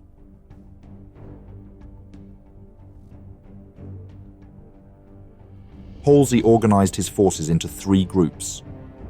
Task Force 16 with the carrier Enterprise commanded by Rear Admiral Thomas Kincaid, Task Force 17 with the carrier Hornet commanded by Rear Admiral George Murray, and Task Force 64 with battleships and cruisers. Halsey planned to sweep north of the Santa Cruz Islands to intercept the approaching Japanese forces. The Japanese, under Admiral Isoroku Yamamoto, stationed at Truk Lagoon, also aimed to draw Allied forces into battle, amassing a powerful fleet to support their planned ground offensive. They learned of an impending American offensive through a broadcast that mentioned a major battle near the Solomons. Anticipating that Admiral Halsey would commit all forces to defending Guadalcanal, the Japanese prepared for a large-scale offensive to capture Henderson Field and destroy the American fleet. Their fleet, the largest since Midway, totaled 61 ships, including 4 carriers and 4 battleships, divided into several groups. Part of the fleet now departed to link up with Yamamoto's Vanguard Group. This Vanguard Group, which included the carriers Shokaku and Zuikaku, commanded by Vice Admiral Chuichi Nagumo, remained waiting in the waters north of Guadalcanal for further orders. Nagumo feared that if Henderson Airfield was not captured soon, his ships would have to withdraw due to fuel shortages. The Japanese ground assault on Guadalcanal was delayed, and when it finally began, it faltered against well-fortified Marines. Miscommunication led the Japanese to believe Henderson Field had been captured, with an advance force moving ahead. Led by Vice Admiral Nobutake Kondo, this force was intended to draw the initial American airstrikes. The advance force, including 2 battleships, 5 cruisers, 10 destroyers, and a light carrier, was intercepted by American aircraft. After a heavy bombardment, the advance force was heavily damaged, with the light cruiser Ura sinking. No matter their loss, the Japanese main fleet continued to seek out US naval forces. On October 25th, Japanese and US naval forces had closed to within 350 nautical miles of each other. Too far away for an immediate strike, but Admiral Kinkaid decided to launch a strike with 29 aircraft for reconnaissance, without much success. Upon their return, the Wildcats searched for the Enterprise for 80 miles in fading daylight. After a grueling 3.5-hour flight at 17,000 feet, with depleted fuel and oxygen, they descended through clouds. An oil slick guided them to the carrier, but 8 planes crashed or were ditched in darkness. The first reconnaissance flight was a failure, as a full moon rose, illuminating the sea enough for nighttime searches. PBYs continued their patrols. At 3:10 a.m., one spotted the darkened flight deck of the Zuikaku, but with no further confirmation of the enemy's exact position, Kinkaid chose to delay the strike until dawn. The Americans were now fully aware of a Japanese force outnumbering them close by. At first light, the 2 fleets were about 200 miles apart. The weather was relatively clear, with a 2,000-foot layer of scattered clouds above a smooth sea and a gentle northwest breeze. As rain squalls passed, visibility remained adequate. At 6:50 a.m., 2 Dauntless dive bombers located the Japanese carriers Zuiho, Shokaku, and Zuikaku. Relaying the message, other SBD pilots adjusted their course. 40 minutes later, with limited fuel, 2 planes targeted Zuiho, dropping bombs that created a 50-foot crater on its flight deck, disabling the carrier. The pilots returned to Enterprise with barely enough fuel to land, having successfully knocked Zuiho out of the battle. But it was a bit too early to celebrate. During their attack on the Zuiho, the pilots noticed that its flight deck had been empty, indicating that the carrier had already launched its air group. Indeed, Japanese search planes had located the Hornet and its accompanying ships. In response, the Japanese carriers dispatched a 99-plane strike force. The American carriers, Enterprise and Hornet, launched their first strike 20 minutes after the Japanese carriers, sending a combined force of 73 aircraft. The majority of these planes came from the Hornet, while Enterprise contributed 9 Grumman TBF Avenger torpedo bombers, 3 SBD Dauntless dive bombers armed with 1,000-pound bombs, and an escort of 8 Grumman F-4F Wildcat fighters. As the main American strike group advanced toward their target, they encountered the advancing Japanese wave at 8:40 a.m. The American planes were spread out and still gaining altitude. They were caught off guard by 9 Japanese Zero fighters from the Zuiho. The Zeros, diving out of the sun, attacked the scattered American planes, focusing on the Avengers from Enterprise. They quickly shot down 2 Avengers and damaged 2 others, forcing them to turn back. The Zeros then downed 2 Wildcats and damaged another. Despite this, the TBF gunners shot down 3 Zeros, with other Wildcats downing 3 more. The surviving Zeros withdrew, leaving Nagumo's strike force with only 12 escorts. The US strike group continued, albeit flustered.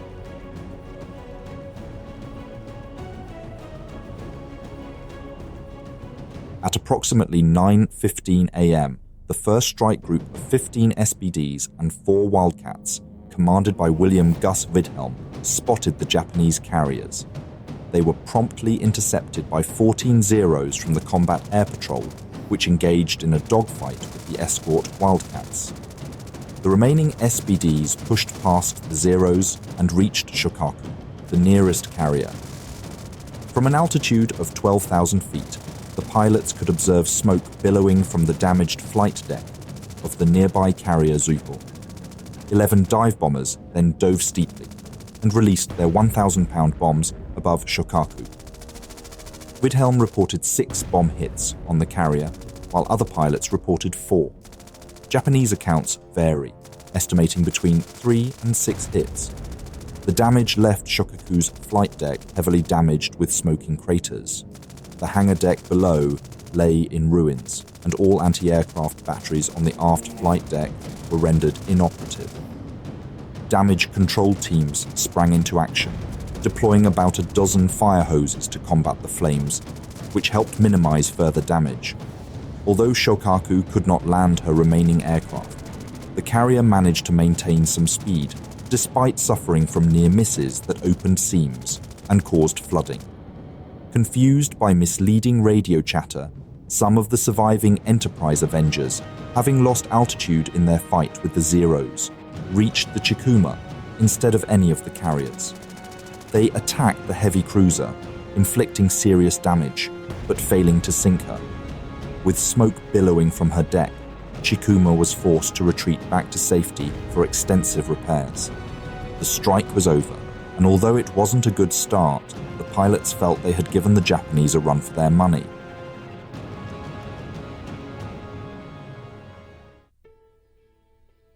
By late morning, the Americans had neutralized 2 Japanese carriers, a significant achievement, though neither was destroyed outright. Unfortunately for them, these carriers had already dispatched over 100 Japanese aircraft, which were closing in on the Hornet and Enterprise. Radar aboard the Enterprise detected the incoming strike at 9:05 a.m., prompting the task force to increase speed for evasive maneuvers. The enemy planes were first spotted by the Combat Air Patrol at 9:59 a.m., at an altitude of 17,000 feet and about 40 miles away. The Enterprise managed to evade the initial attack by taking cover in a rain squall, but the Hornet wasn't as lucky.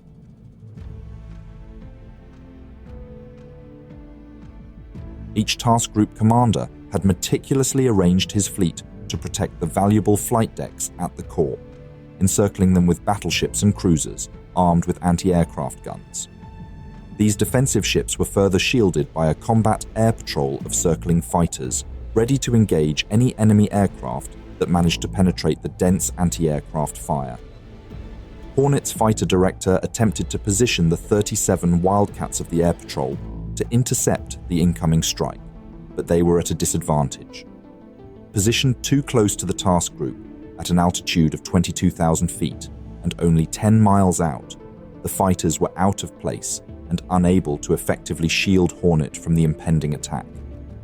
In a desperate bid to evade the incoming assault, Captain Charles P. Mason of the Hornet ordered a change of course and pushed the carrier's speed to 31 knots. The cruisers Pensacola and Northampton led the formation, with the light cruisers San Juan and Juno trailing on the carrier's flanks. 6 escorting destroyers scrambled to cover as much of the carrier's perimeter as possible. The Hornet's loudspeakers announced the imminent dive bombing attack as a wave of Aichi-Val dive bombers descended. The anti-aircraft guns aboard Hornet and her escorts unleashed a ferocious barrage, filling the sky above the carrier with black clouds of smoke from exploding shells. The first 2 Vals released their bombs from a relatively low altitude, but both missed, their bombs detonating harmlessly off the starboard side, near the carrier's island. The dive bombers that had released the bombs were swiftly brought down by the intense anti-aircraft fire, crashing into the sea. Hornet endured a devastating hit when a 550-pound bomb struck the middle of the flight deck. The bomb penetrated through the hangar deck and detonated in the space below. Moments later, 2 additional bombs fell between the aft elevator and amidships. One exploded on the 3rd deck, while the other blasted a major hole in the flight deck, causing casualties among the crews of nearby anti-aircraft batteries. Shortly after, a Japanese squadron commander, piloting a crippled Val, deliberately crashed into Hornets Island. This impact spread burning gasoline across the signal bridge. The attack lasted not even 5 minutes, but Hornet was ablaze with wounded and dying sailors everywhere. After the bombing raid, low-flying Nakajima torpedo planes approached from both sides. Anti-aircraft fire from the South Dakota destroyed one of them. 2 torpedoes struck the carrier's starboard side, lifting and shaking the vessel. The first tore into the engine room, creating a 4-foot hole below the waterline, while the second detonated against the starboard quarter. Thanks to the watertight compartments, this explosion caused less significant damage. The destroyer USS Smith was also heavily damaged by a crashing torpedo bomber. During the latter part of the assault, Hornet faced a second suicide attack. A Nikijima approached from the rear, crashing just below the forward port gun gallery and coming to rest at the base of the forward elevator pit. The explosion incapacitated Hornet's forward elevator. Within 10 minutes, the assault had ended. The sudden silence that followed the relentless barrage felt surreal to the crew after the continuous noise and chaos. Hornet, now severely damaged, was left on fire and dead in the water, listing 8 degrees to starboard. Power failure rendered the fire pumps inoperative, leaving the crew with hand pumps and fire extinguishers to combat the spreading flames. The fierce aerial combat resulted in losses on both sides, with 25 Japanese and 6 American aircraft destroyed. Under Commander Edward P. Crean, damage control teams worked diligently to stabilize the ship and control the fires. After the first wave of attacks on the Hornet, the Enterprise managed to stand in and land damaged aircraft. But then, as the attack had been ongoing for 30 minutes, Enterprise's radar detected a second wave of enemy dive bombers. With Hornet dead in the water, the Japanese redirected their attacks towards the Enterprise. Its crew put up a strong defensive effort, yet the Aichis hit the carrier with 3 bombs, causing severe damage and impacting the ship's operational capacity. The Japanese air group suffered significant losses from both anti-aircraft fire and fighter resistance, with 38 of the 53 attacking aircraft being destroyed. This included 16 out of 20 Nakajimas, 17 of 21 Vals, and 5 of 12 Zeros. Some of the American screening aircraft, unable to land on the burning deck, had to be ditched in the ocean. One such aircraft, a damaged TBF Avenger from the Enterprise, crashed near the destroyer Porter. While the Porter was rescuing the TBF's crew, the destroyer was struck by a torpedo, possibly from a Japanese submarine or the ditched aircraft itself. The impact caused heavy damage and killed 15 crew members. Unable to save the ship, the task force commander ordered the Porter to be scuttled, and the crew was rescued by the destroyer Shaw, which then sank the Porter with gunfire. The Enterprise continued to operate amid heavy damage, managing to recover returning planes, even while executing sharp maneuvers. A second explosion jammed her forward elevator, reducing plane handling capability by 50%.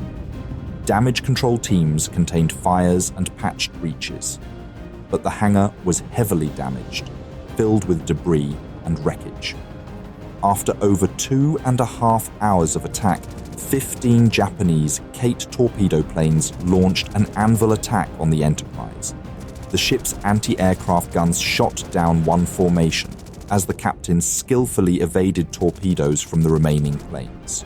The Japanese continued their assault, hitting the battleship South Dakota and the light cruiser San Juan. At 12:20 p.m., the Enterprise sought cover in a rain squall. With the Enterprise and the crippled Hornet in critical condition, Admiral Kincaid ordered a retreat, leaving only the Hornet and some escorts behind. The Hornet, heavily damaged and listing, was towed by the cruiser Northampton. After another torpedo hit at 6:15 p.m., causing a fuel oil geyser and severe listing, the ship was abandoned. Most crew members escaped via knotted lines or by swimming from the hangar deck. The destroyers Mustin and Anderson were tasked with scuttling the ship.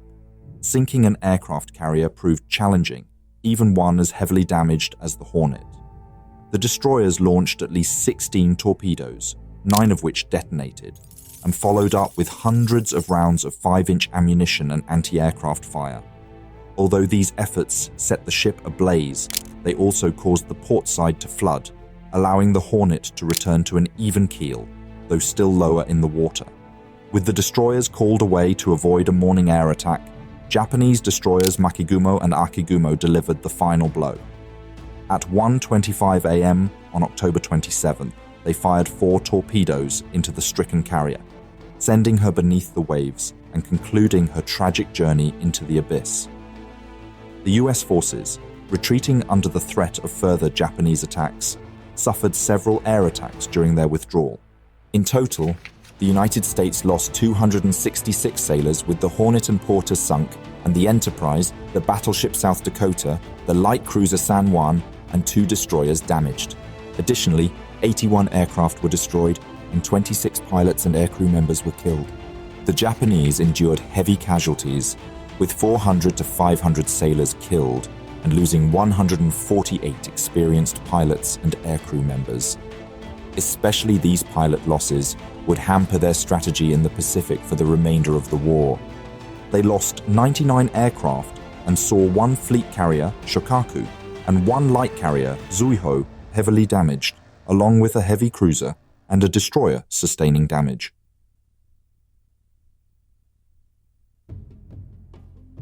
The Battle of Santa Cruz Islands, the 4th major carrier battle of the war, was a tactical victory for Japan, but it came at a high strategic cost. The Japanese claimed to have sunk 3 American carriers and other ships, but in reality, they sank the Hornet and the destroyer Porter. The Enterprise was damaged, but remained operational. The battle significantly weakened the Japanese Navy, particularly in terms of experienced aircrew. The loss of skilled aviators and damaged carriers left Japan with only 1 active carrier, Junyo, to challenge Allied forces in the Pacific. The US, despite losing Hornet, retained the Enterprise and Saratoga, which continued to play crucial roles in the Pacific theater. The battle ended with both sides retreating.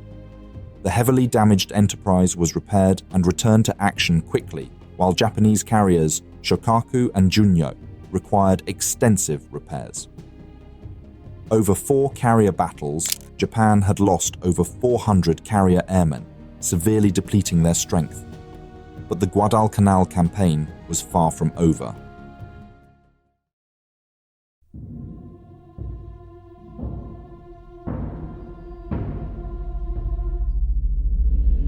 In the pitch-black hours of November 13, 1942, Rear Admiral Daniel Callahan, tense and alert on his flagship, faced a critical moment.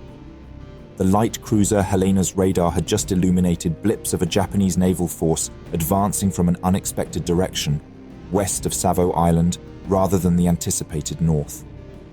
His column of ships, arranged in a single line, was suddenly in jeopardy. With dawn hours away and damage from earlier attacks complicating matters, Callahan ordered a critical turn to intercept. As both fleets edged closer, the first naval clash of Guadalcanal was about to explode into chaos. It is early November 1942. The Battle of the Santa Cruz Islands ended with a clear Japanese tactical victory, damaging the US aircraft carrier Enterprise and sinking the aircraft carrier Hornet and a destroyer. The Japanese had 2 operational carriers left, but with severe losses in aviators, their strategic advantage was less certain. The declining skill of Japanese aviators became apparent, allowing American pilots to abandon the old rule of avoiding dogfights with Zeros. With an unsinkable airfield at Guadalcanal and an elite carrier air group, the US forces under Admiral Halsey prepared for a new Japanese offensive expected in mid-November. Halsey, determined to hold Guadalcanal, refused to send damaged ships back to Pearl Harbor, opting instead to keep the Enterprise operational. However, his US Pacific Fleet was stretched thin against the larger Imperial Japanese Navy. As intelligence warned of an imminent large-scale Japanese attack, Halsey coordinated a defense strategy involving nearly all available US Pacific Fleet assets. Indeed, the Japanese were planning something big. On the land, the Japanese army aimed to launch another offensive on Guadalcanal, but required additional reinforcements before proceeding. They sought assistance from Admiral Isoroku Yamamoto, who responded by dispatching a substantial force. Yamamoto organized 11 large transport ships to carry 7,000 troops from the 38th Infantry Division, along with their supplies and equipment, from Rabaul to Guadalcanal. To support this operation, Yamamoto also sent a powerful warship force from Truk on November 9th. This fleet was led by Vice Admiral Hiroaki Abe and included the battleships Hiei and Kirishima. Their mission was to bombard Henderson Field on the night of November 12th, with special fragmentation shells to clear the way for the transport ships, ensuring their safe unloading the following day. The Allies, aware of the impending Japanese assault, prepared to counteract. Task Force 67, commanded by Rear Admiral Richmond K. Turner, was dispatched on November 11th to reinforce and resupply their forces on Guadalcanal. This convoy was protected by two task groups led by Rear Admirals Daniel J. Callahan and Norman Scott, and supported by aircraft from Henderson Field. Turner faced a critical decision on who would command a hastily assembled force of warships in the upcoming battle. Despite Admiral Scott's experience in night combat and his recent success at the Battle of Cape Esperance, Turner chose Admiral Callahan due to seniority, even though Callahan lacked combat experience and had been away from sea duty for months. The fact this seniority consisted of merely 15 days did not matter either. The US fleet comprised 5 cruisers and 8 destroyers. The heavy cruisers included the San Francisco, Callahan's flagship and the Portland, and 3 light cruisers. They were significantly outgunned by Abe's force. Japanese aircraft attacked on November 11th and 12th. The San Francisco, defending the transport ship's unloading, sustained heavy damage when a Japanese Betty bomber, engulfed in flames from anti-aircraft fire, crashed into it. That night, as the American transports lay anchored off Guadalcanal, orders came down for their immediate departure. Due to the urgency, only about a third of their vital cargo, which included essential ammunition, critical artillery, and 6,000 troops, had been unloaded. Callahan and Scott were now on their own, tasked with stopping Japan's fleet. The following evening, Abe's fleet, including the battleships Hiei and Kirishima, along with a light cruiser and numerous destroyers, approached Guadalcanal. Their progress was hampered by a heavy rain squall and confusing orders, which fragmented their formation. Meanwhile, Callahan's force enjoyed superior SG radar. However, Callahan did not issue a formal battle plan to his commanders. The rumors of facing battleships spread through the fleet, with many sailors believing they were unlikely to survive. Around 1:25, a Japanese naval force entered Iron Bottom Sound between Savo Island and Guadalcanal, prepared to bombard Henderson Field with special ammunition. The Japanese approached from an unexpected direction, coming from the west side of Savo Island, rather than the anticipated north. Their extensive training in night combat gave them a significant advantage over the Americans. Callahan's force was arranged in a single column with destroyers at the lead and rear and cruisers positioned in the center. At precisely 1:24 a.m., the cruiser Helena's SG radar detected another presence. The radar blips revealed 2 distinct contacts. These were the Japanese destroyers Udachi and Harusame, situated just over 10 miles from the American destroyer Cushing, which led the column. Callahan promptly ordered the column to turn right, heading due north in an effort to intercept the approaching Japanese force by crossing their T. However, the execution of this maneuver was flawed as the turn was insufficiently sharp. The damage to San Francisco from an earlier kamikaze attack exacerbated the problems, further hampering Callahan's ability to coordinate the other ships. When the 2 fleets eventually sighted each other, hesitation marked both sides. Abe, unsure whether to continue with his special bombardment munitions or withdraw to rearm, chose to press on. The sudden report from Udachi about enemy ships forced Abe to reconsider his strategy. The battleship crews swiftly changed ammunition from bombardment shells to armor-piercing rounds. By 1:45 a.m., Abe instructed his captains to shift their focus to enemy ships.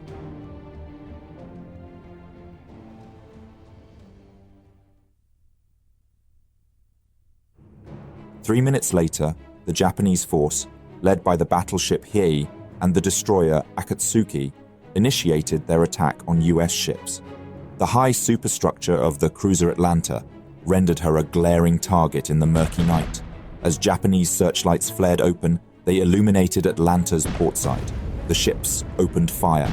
Atlanta immediately responded with her 5-inch guns, knocking out one of the 3 enemy searchlights and landing hits on what was believed to be the destroyer Akatsuki.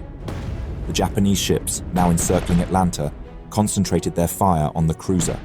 Amidst the barrage, the bridge was struck, killing Rear Admiral Norman Scott and almost his entire staff. In the chaos, 1 or possibly 2 long-lance torpedoes struck Atlanta, bringing her to a halt. Mortally wounded within minutes of the engagement's start, Atlanta lay immobilized. By now, all US ships had opened fire, although the orders to do so likely never properly arrived. The battle devolved into a scene of intense confusion. With American and Japanese ships intermingled, the American forces found themselves in close combat against battleships. This unexpected proximity allowed cruiser and destroyer guns a rare chance to penetrate Japanese battleship armor. The destroyer Cushing, leading the charge, engaged an enemy destroyer positioned 2,000 yards to starboard, while other gunners targeted the battleship Hiei. Cushing endured multiple hits that severed power lines and drastically reduced her speed. Even in her crippled state, the destroyer launched 6 torpedoes at Hiei, but none detonated.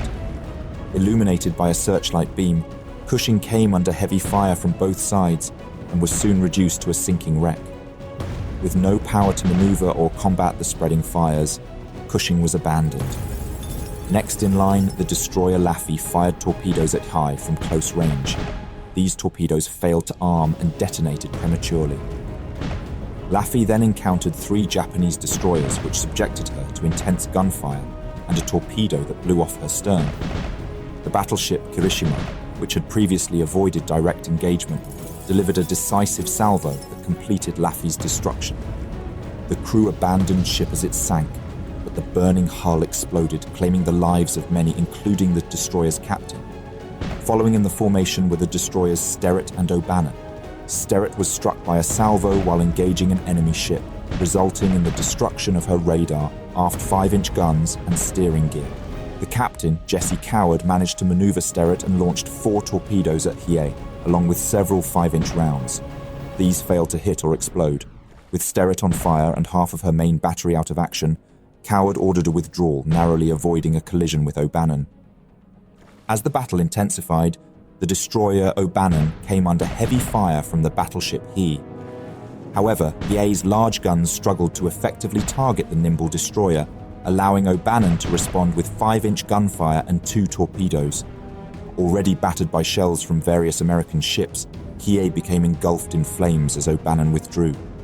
The battleship's forward pagoda mast was ablaze, and 85 shells had devastated her light anti-aircraft guns, communication systems, and main battery control circuits.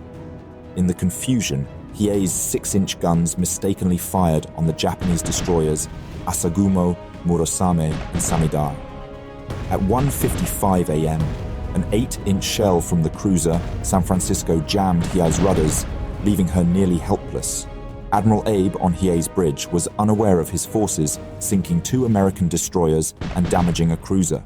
San Francisco, now disengaging from Hiei, turned her attention to 2 Japanese destroyers, likely Udachi and Harusame, on her starboard bow.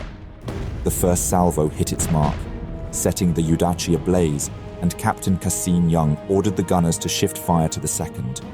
However, in the ensuing confusion, the crippled cruiser Atlanta may have drifted into San Francisco's line of fire. 2 full salvos struck Atlanta's superstructure. The response from the Japanese was swift and devastating. Hiei, along with the cruiser Nagara, concentrated their fire on San Francisco. Hiei's third salvo of 14-inch shells hit San Francisco's bridge with lethal precision. Hiei's 6-inch guns continued to pound San Francisco, inflicting further damage. One shell mortally wounded Captain Young, while another struck a steel girder directly above Admiral Callahan, killing him instantly along with all but one of his staff. In mere moments, the leadership of the American fleet had been decimated. As the chaotic battle raged on, the cruiser San Francisco found herself in a dire situation. The bridge was now a scene of carnage, with Commander Bruce McCandless and a single quartermaster the only survivors. Though San Francisco had been struck 45 times, was taking on water, and had several guns out of commission, her remaining batteries continued to fire at the battleships Hiei and Kirishima. McCandless, fully aware of the ship's battered condition, decided to pull back, steering San Francisco eastward along the northern coast of Guadalcanal. The damage was severe. 25 fires were burning across the ship and she was listing. But against the odds, she remained afloat and was still capable of moving. Nearby, the cruiser Portland was in equally grave danger. A Japanese torpedo had struck near her stern, wrecking her starboard screws and warping the hull so badly that she could only turn in circles. As the ship spun helplessly, her guns came to bear on the stricken Hiei. Portland's gunners managed to fire 4 salvos from her forward turrets, claiming between 10 and 14 hits on the already embattled battleship. However, with the confusion of ships mingling in the darkness, Captain Lawrence Dubose refrained from engaging further targets, wary of hitting friendly vessels. The cruiser Juno, at the rear of the column, was severely damaged early in the battle by a torpedo, disabling her steering and possibly fracturing her keel. After firing only a few rounds, Juno withdrew, narrowly avoiding a collision with the cruiser Helena, which was more successful, inflicting serious damage on enemy ships despite being hit 5 times. The destroyer Aaron Ward, struggling to identify targets, damaged 2 Japanese vessels but was heavily damaged herself, losing power and drifting. The destroyer Barton, near the rear, launched torpedoes but missed.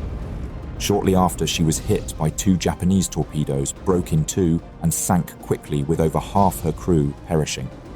Around 2 a.m., Abe decided to withdraw his forces, cancelling the planned bombardment of Henderson Field on Guadalcanal. While Kirishima, lightly damaged, retreated smoothly, the heavily damaged Hiei struggled to follow due to compromised steering. The American destroyer Monson attempted to torpedo the retreating Hiei but missed. With heavy losses and some ships burning, the Americans continued to fight.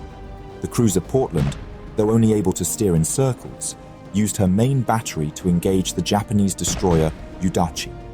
After several salvos, she scored a direct hit on Udachi's magazine, causing the destroyer to explode and sink. Helena's Captain Hoover, realizing the enemy had withdrawn, ceased firing at 2:16 a.m. with no contact from Admirals Callahan or Scott, and assuming command, Hoover ordered a retreat. The brief 41-minute battle left 9 ships burning in Iron Bottom Sound. 2 American destroyers, Barton and Laffey, and the Japanese destroyers Akatsuki and Udachi were sunk. Hiei was limping, hidden behind Savo Island. Atlanta was burning. Aaron Ward was struggling to move. Portland was trapped in a circle, and the destroyers Cushing and Monson were ablaze. The destroyer Barton, commissioned just 6 months prior, was tragically lost after only 7 minutes of combat. At dawn, Japanese carrier Junyo, under Vice Admiral Kakuji Kakuta, launched patrols to protect the damaged battleship Hiei, which was also targeted by US aircraft from Henderson Field and the carrier Enterprise. After enduring repeated air assaults, including strikes by Boeing B-17 Flying Fortresses, Hiei began listing severely, leading Admiral Abe to order her scuttling. The battleship sank that night.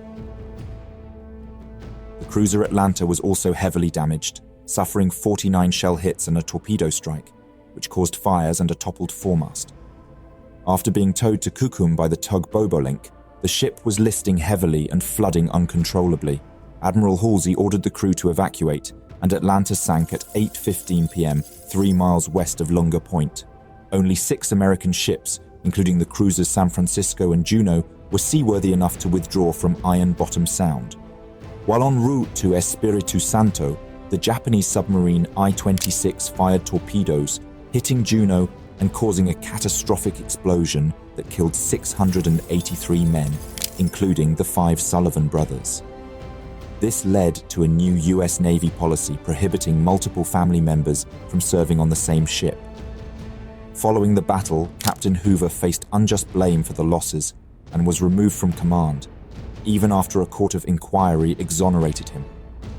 The Americans lost 2 cruisers, 4 destroyers, and 1,439 men, while the Japanese lost Hiei, 2 destroyers, and 552 personnel.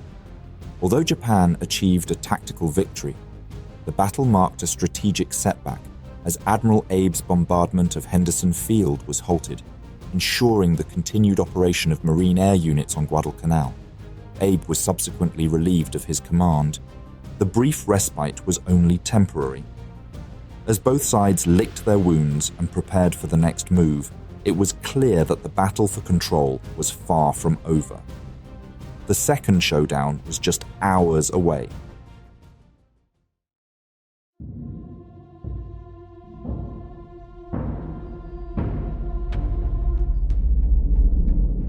It's a bright November morning in the Solomon Sea. Aboard the Japanese heavy cruiser, Chokai, Vice Admiral Gunichi Mikawa surveys his regrouping fleet with confidence. The destroyers glide ahead in formation, flanked by cruisers on either side.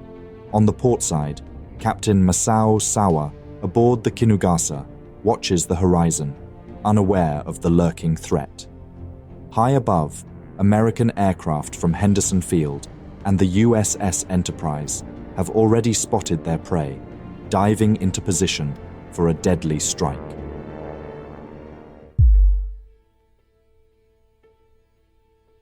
It is 2 a.m., November 14th, 1942. The chaotic First Naval Battle of Guadalcanal had just ended. The Japanese battleship Kirishima and light cruiser Nagara withdrew early, taking most of the surviving destroyers with them. The battleship He, severely damaged and on fire, struggled to stay afloat as it circled Savo Island, accompanied by several escorting destroyers. The He continued to limp north, but was relentlessly attacked by US planes from Henderson Field and the carrier Enterprise. By the afternoon of November 13th, the battleship was abandoned and sank, marking the first loss of a Japanese battleship in the war. Admiral Abe's initial mission to bombard Henderson Field had been stopped. The Americans also suffered heavy losses. 4 destroyers were sunk or abandoned, and 2 light cruisers were scuttled and sunk after severe damage. Some ships were towed to safety, but others sank later in the day. 2 of their admirals, Daniel Callahan and Norman Scott, had been killed during the battle. The torpedo planes and their escorts returned safely to Henderson Field, with no losses among the US aircraft. Task Force 16, with the USS Enterprise, remained south of Guadalcanal. The carrier prepared for further action, with aircraft taking off for reconnaissance missions as the situation in the Solomons remained uncertain. Although Admiral Abe failed to effectively bombard Henderson Field and his loss of a battleship, Admiral Isoroku Yamamoto still considered deploying the 38th Division to Guadalcanal crucial for Japan's victory. He issued orders for Vice Admiral Kondo's strike force, stationed at Ontong Java Atoll, approximately 500 miles east of Rabaul, to advance towards Guadalcanal. Kondo escorted a Japanese troop convoy consisting of transport ships, which was scheduled to arrive at sunset on the 14th. Along the way, he assimilated 6 ships from Abe's force. Meanwhile, Vice Admiral Gunichi Mikawa's Outer South Seas force, among them the heavy cruisers Chokai, Kinugasa, Maya, and Suzuya, were also en route to participate in a second night bombardment of Henderson Field, setting sail from the Shortlands on an eastern course. Enterprise remained south of Guadalcanal in search of Japanese carriers, but found none, as the converted carrier Junyo was too far north to be detected or to enter the fray. Despite the opportunity to reinforce Henderson, Rear Admiral Thomas Kincaid, even in this critical situation, refused to move the carrier closer to the battle.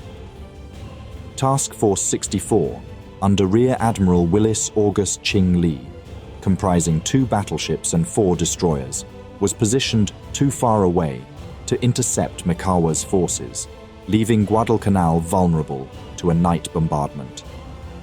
The Rear Admiral had, however, received orders to reinforce Guadalcanal at a last-ditch effort to stop the Japanese. At midnight on the 15th, Mikawa's force arrived just north of Savo Island. For just 30 minutes, the 4 cruisers unleashed hundreds of shells on Henderson Airfield. Chokai fired 381 rounds, Maya 485, and Suzuya 504, each armed with 10 8-inch guns and utilizing A, P, H, E shells. The destroyers Mochizuki and Amagiri aided the bombardment. Although they shot many shells, only 10 aircraft were destroyed and no vital infrastructure was damaged. Afterwards, they retreated toward the Shortlands at dawn.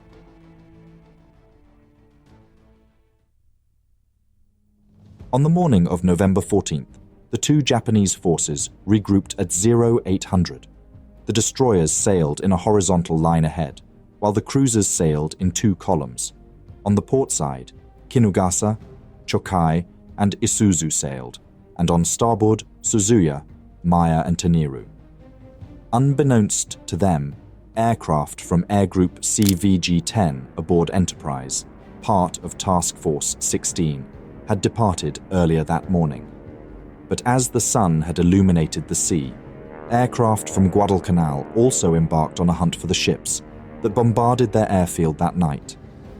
In total, 7 Grumman F-4F fighters, 7 SBD Dauntless dive bombers, and 6 TBF Avengers prowled the skies, looking for the retreating Japanese vessels. It is unsure at what time, but before 8 a.m., the aircraft noticed the ships. They immediately attacked, launching their torpedoes and 500-pound bombs. At least 1 torpedo hit Kinugasa on its port side, and 2 or 3 more on its starboard side. The attack happened within minutes as the aircraft retreated back to Henderson Airfield. Heavily damaged, Kinugasa began listing and leaking oil. At 8:50 a.m., 2 U.S. scout planes from the Enterprise sighted the Japanese warships from low altitude. The Japanese noticed the planes as well and opened fire. They climbed in circles, followed by bursts of long-range anti-aircraft fire. For the next hour, the planes stayed high, reporting every move of the task group and positioning for an attack. During this period, it became clear that the ships were moving slower than expected, revealing that one of the heavy cruisers was trailing a wide oil slick and listing to starboard. This was the Kinugasa, commanded by Captain Masao Sawa. At 9:15, the scouting planes gathered enough data to send a contact report. They reported sighting 9 enemy ships a few miles south of an island group, about 270 miles northwest of the fleet. 6 minutes later, the pilot reported favorable weather for dive bombing, and 15 minutes later, he identified the enemy force as consisting of 2 battleships, 2 cruisers, 1 possible converted carrier, and 4 destroyers. However, due to distance, cloud cover, and enemy fire, the force was misidentified. The group actually consisted of 4 heavy cruisers and 2 light cruisers. Once all reports were acknowledged by the fleet, the decision was made to target the damaged cruiser, with most of the Japanese aircraft focused on protecting their transports elsewhere. The cruisers were left without aerial support. At 10:15, the 2 dive bombers launched their attack from 17,500 feet, facing only the ship's defensive guns. The fire was heavy and accurate, causing the planes to jolt and shake as shells burst around them, while tracer rounds streaked past. The other SBD aimed for a light cruiser, possibly the Isuzu. They attacked from the east, diving out of the sun and encountering no air opposition. At 2,000 feet, the planes released their 500-pound bombs, which accelerated toward their targets. By 1,000 feet, the dive bombers pulled out of their dives, retracted dive brakes, increased throttle, and escaped over the sea. One bomb narrowly missed the Kinugasa, while the Isuzu was struck directly, leaving it heavily smoking. One of the dive bombers was shot down by the anti-aircraft fire. 2 large explosions followed, with the ship's decks sprayed with water and flames erupting from the crater. Isuzu and Kinugasa both slowed, and thick black smoke began pouring from their damaged hull. While these attacks were happening, a larger strike group of 16 SBD Dauntless bombers, escorted by 10 F-4F Wildcats, arrived to engage the Japanese bombardment force. Their mission was to target the main body of enemy cruisers. The bombers maintained formation as they approached, with some pilots exchanging hand signals, while others communicated in code or checked their equipment repeatedly. As the group neared the target, they changed course, but some of the escorting Wildcats missed the turn and continued off course, unable to provide cover for the bombers. By 11:30, the strike group found the main body of 6 Japanese cruisers and 4 destroyers, withdrawing at 25 knots. The cruisers were arranged in 2 parallel columns of 3 ships each. The Dauntless bombers began their attack. One section dived on Kinugasa, dropping bombs through intense anti-aircraft fire. A 500-pound bomb dropped by Lieutenant Robert D. Gibson from an SBD struck the forward bridge, penetrating deep into the ship and detonating below the waterline. The explosion caused severe flooding, listing Kinugasa to port by 10 degrees and killing Captain Sawa Masao and his second-in-command. Though emergency counterflooding temporarily stabilized the ship, near misses from additional bombs triggered gasoline tank fires, further disabling the vessel. Another group targeted the Isuzu, scoring 2 direct hits that caused the ship to list to port, with thick black smoke billowing from the hull. The strike leader then led his group to attack the Tenryu, but their bombs landed close without a direct hit. The Isuzu was dead in the water, burning, with 2 destroyers nearby. Other Japanese ships were spread out. Other Dauntless pilots circled the main body and selected their targets. The attacks continued as Maya came under fire around 0930, likely targeted by one of the Dauntless bombers. Although the bomb missed, the plane clipped the mainmast and crashed, igniting fires that spread rapidly. The crash inflicted damage on a high-angle gun, 2 searchlights, and a torpedo tube, resulting in 37 casualties.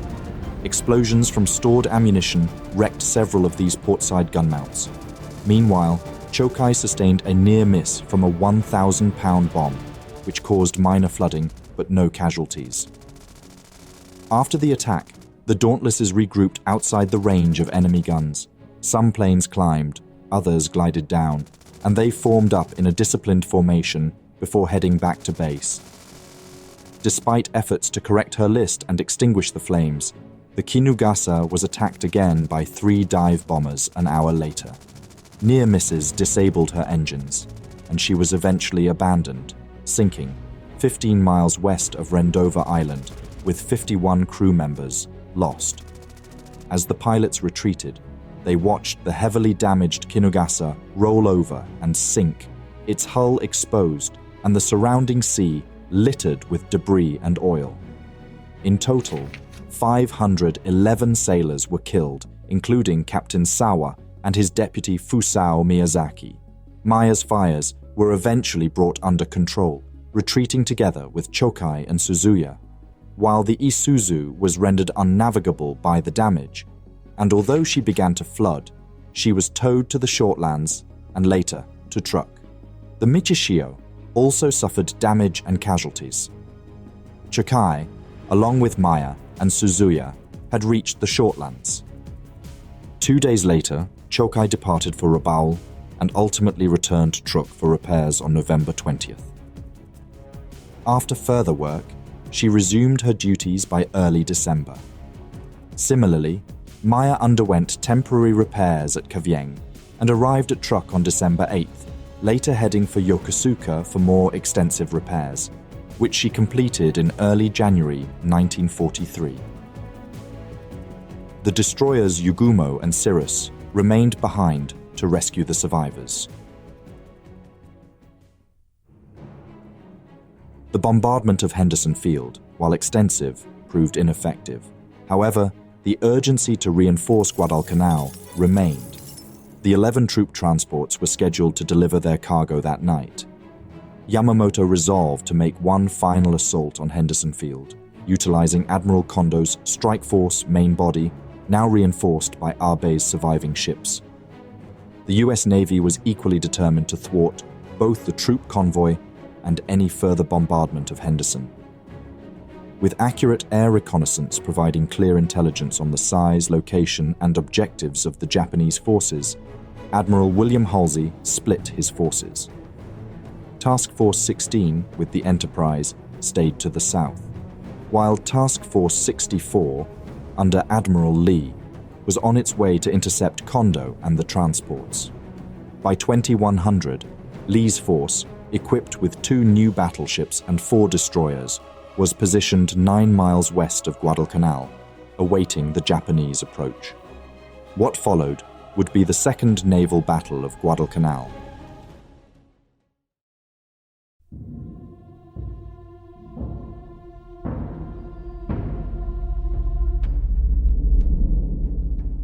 It was November 14th, 1942. It was a quiet and serene night. Admiral Kondo stood on his ship's bridge, his eyes fixed on the dark waters near Guadalcanal. Then, a crackle over the radio shattered the silence. The light cruiser Sendai had made contact with the enemy. 2 American cruisers and 4 destroyers.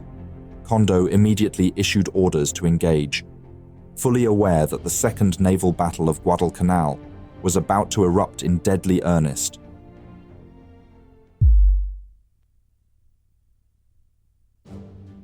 On the afternoon of November 13th, 1942, Japanese transports and warships resumed their mission to Guadalcanal, aiming to complete the previous day's failed attempt of resupplying their troops encumbered on the island.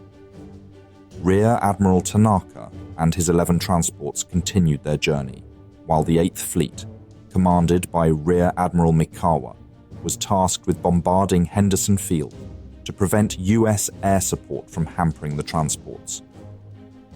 The 8th Fleet comprised the heavy cruisers Chokai and Maya, the Mogami-class Suzuya, and the older Kinugasa, along with light cruisers Isuzu and Tenryu and 6 destroyers, including Asashio and Arashio. Meanwhile, the battleship Kirishima, after abandoning its rescue of Hiei the day before, joined Vice Admiral Nobutake Kondo's 2nd Fleet at Truk for another bombardment unit. As Mikawa's force approached Guadalcanal, they launched a 35-minute bombardment of Henderson Field in the early hours of November 14th. Although the attack caused some damage, it did not incapacitate the airfield. After the bombardment, the Japanese force withdrew without major interference. Meanwhile, Admiral William Halsey tried to reinforce the battered fleet near Guadalcanal.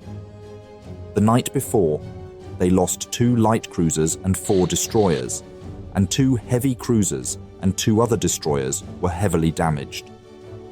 He detached 2 battleships, the Washington and South Dakota, together with 4 destroyers. Task Force 64, commanded by Rear Admiral Willis A. Lee, sailed towards Iron Bottom Sound to prevent the Japanese from inflicting more damage and reinforcing their land troops. At daybreak, US aircraft from Henderson Field, Espiritu Santo, and the carrier Enterprise began their counterattacks. They targeted both Mikawa's departing ships and the transport fleet heading towards Guadalcanal. The attacks sank the heavy cruiser Kinugasa, killing 511 crew members, and damaged the heavy cruiser Maya, forcing her return to Japan. Other ships, including Chokai and Michishio, also sustained damage. Repeated air assaults also sank 6 of the Japanese transports and forced another to turn back. 4 transports and destroyers continued towards Guadalcanal, but halted to await the outcome of nearby naval engagements.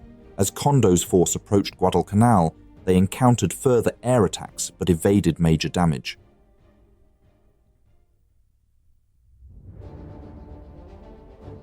Kondo divided his fleet into separate groups. At 10:10 p.m., the group consisting of the cruiser Sendai and several destroyers, commanded by Rear Admiral Shintaro Hashimoto, made the first contact with Admiral Willis Lee's task force near Guadalcanal, misidentifying the battleships as 2 cruisers and 4 destroyers. Sendai and the destroyer Shikinami began pursuing Lee's force, approaching from their northeast, as Ayanami is dispatched to scout the west. Meanwhile, the cruiser Nagara and her destroyer escorts were sent at full speed toward Iron Bottom Sound from the west, and Kondo moved the battleship Kirishima and 2 heavy cruisers to bombard Henderson Field. Around 11, Washington's SG radar detected Sendai about 9 miles to the north. Visual contact was established by 11:12 p.m., but only the battleships spotted the enemy, with none of the destroyers able to see the cruiser. 5 minutes later, Washington opened fire with its 16-inch guns on Sendai and her escorts, using 5-inch star shells to illuminate the targets. Although the shells landed near the Japanese ships, no direct hits were scored. The Japanese responded by retreating behind a smokescreen, but Washington's advanced SG radar continued tracking them, no matter the smoke. Admiral Hashimoto's remaining destroyers, Uranami and the detached Ayanami, pressed forward, steaming southward along Savo Island's west coast. Ayanami was detected by USS Walker's radar, leading the US formation. The destroyer immediately unleashed her 5-inch guns. This action was soon followed by the rapid-fire barrage from her companions, Benham and Preston. Moments later, Gwin, another US destroyer, detected the Japanese cruiser Nagara along with its accompanying destroyers. What followed was an intense exchange of fire between Gwin and the Japanese warships. The Japanese force delivered punishing blows to Preston. The assault crippled Preston's boiler room, and the shelling caused her afterstack to collapse. More hits, likely from Nagara, ravaged the engine room, transforming the area around the aft gun mounts into a scene of fiery devastation. Despite the gunnery officer's efforts to keep the forward guns operational, Preston was rapidly succumbing to the damage. She began sinking stern first, listing dangerously to starboard. At 11:36, just 14 minutes after Walker had opened fire, the order to abandon ship was given. Mere moments later, Preston rolled over onto her starboard side and vanished beneath the waves. Crewmen aboard Gwin watched in helpless horror as their sister ship sank. Gwin executed a sharp turn to starboard to evade the sinking wreckage. The Japanese warships, partially obscured by the dark, imposing silhouette of Savo Island, exploited their concealment. Their use of flashless powder added to their stealth, making them even harder to locate. The Japanese destroyer Ayanami launched her Long Lance torpedoes, with the other ships following suit 5 minutes later before veering to port. 2 minutes after Preston began sinking, one of these torpedoes, likely from Ayanami, struck the Walker. The impact was catastrophic. The warhead detonated with such force that it triggered the forward magazines, blowing everything forward of the bridge clear off the hull. In an instant, power and communications were severed across the ship, leaving the Walker helpless as it began to sink. As the destroyer plunged beneath the waves, her depth charges detonated, killing several crew members who had managed to escape into the water. Another torpedo found its mark on the Benham, striking her at the forward extremity of the hull. The explosion tore a hole in her bow, yet it did not immediately sink her. Despite the severe damage, Benham managed to execute evasive maneuvers to avoid further enemy fire, limping along at a reduced speed of 10 knots. Meanwhile, Gwyn's sharp turn to avoid the sinking Preston likely spared her from a torpedo strike, though she was not entirely unscathed. 3 shells struck her, one of which damaged her torpedo safety links, causing the torpedoes to slide harmlessly into the sea. Ayanami's muzzle flashes, stark against the dark silhouette of Savo Island, betrayed her position. The USS Washington seized the opportunity, opening fire on the Japanese destroyer and scoring several direct hits. Ayanami was soon ablaze, left dead in the water. For Admiral Lee's 4 destroyers, the encounter had been devastating. Preston and Warp were lost, while Benham and Gwyn, though still afloat, were severely damaged. In their sacrificial defense of the battleships, they shielded these larger vessels from enemy fire and torpedoes, albeit at a tremendous cost. By 1148, recognizing their dire condition, Admiral Lee ordered Benham and Gwyn to withdraw from the battle area, leaving the battleships to continue the fight alone. Yet as the destroyers withdrew, the South Dakota's electrical circuit breakers tripped, plunging the battleship into darkness. For 6 agonizing minutes, every light on board was out, and all radar screens went dark. The sudden blackout left the officers and sailors feeling as though they were blindfolded in the midst of battle. When power was finally restored, the relief was short-lived. The radar picture was incomplete, and crucial systems remained inoperative. To compound the growing crisis, South Dakota made a critical error in maneuvering.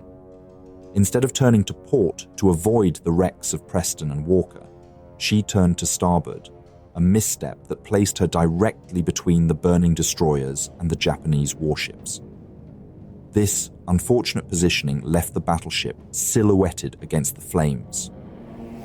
As she was restored, it showed the ship was now less than 3 miles away from Kondo's force.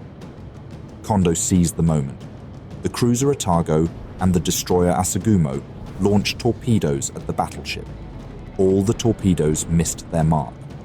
Otago then illuminated South Dakota with her searchlights. The gunfire that followed was devastatingly accurate. In the span of just 4 minutes, South Dakota was struck 26 times. Some shells failed to detonate, but those that did caused enormous damage. At least, that's what the crew initially suspected. However, despite many hits, it appeared the battleship suffered only superficial damage. Damage control parties aboard South Dakota sprang into action, battling the fires and performing emergency repairs. Captain Thomas L. Gatch, assessing the dire state of his ship, concluded that South Dakota was no longer capable of supporting Admiral Lee's efforts to counter Kondo's bombardment group. Gatch requested permission to withdraw from the battle area. Admiral Lee granted the request, allowing South Dakota to retreat from the engagement. With South Dakota removed from the fray, Washington faced the full brunt of Kondo's forces alone.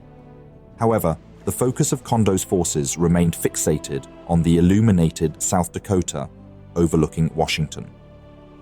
Admiral Lee, seizing this unexpected advantage, prepared to engage the Japanese battleship Kirishima, which now presented a prime target.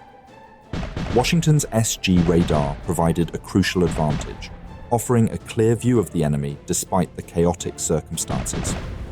Once it was confirmed that South Dakota was safely out of sight and not an immediate concern, Admiral Lee ordered Washington to open fire. Washington unleashed a devastating salvo. While 2 of her 5-inch turrets targeted the Otago, all 9 16-inch guns, supported by 2 additional 5-inch mounts, fired upon Kirishima. Within a minute of the salvo's launch, Kirishima was obscured by the massive splashes of exploding shells. Towering geysers of white water soared higher than the ship's superstructure, engulfing her in a curtain of chaos. Yet not all the shells missed. Kirishima was struck repeatedly by both 16-inch and 5-inch shells. The bombardment ignited fires deep within her hull and superstructure, disabled 2 of her main turrets, jammed her steering mechanism, and caused severe flooding in several compartments. Kirishima was effectively out of the battle, her steering gear irreparably damaged and her upper structure aflame.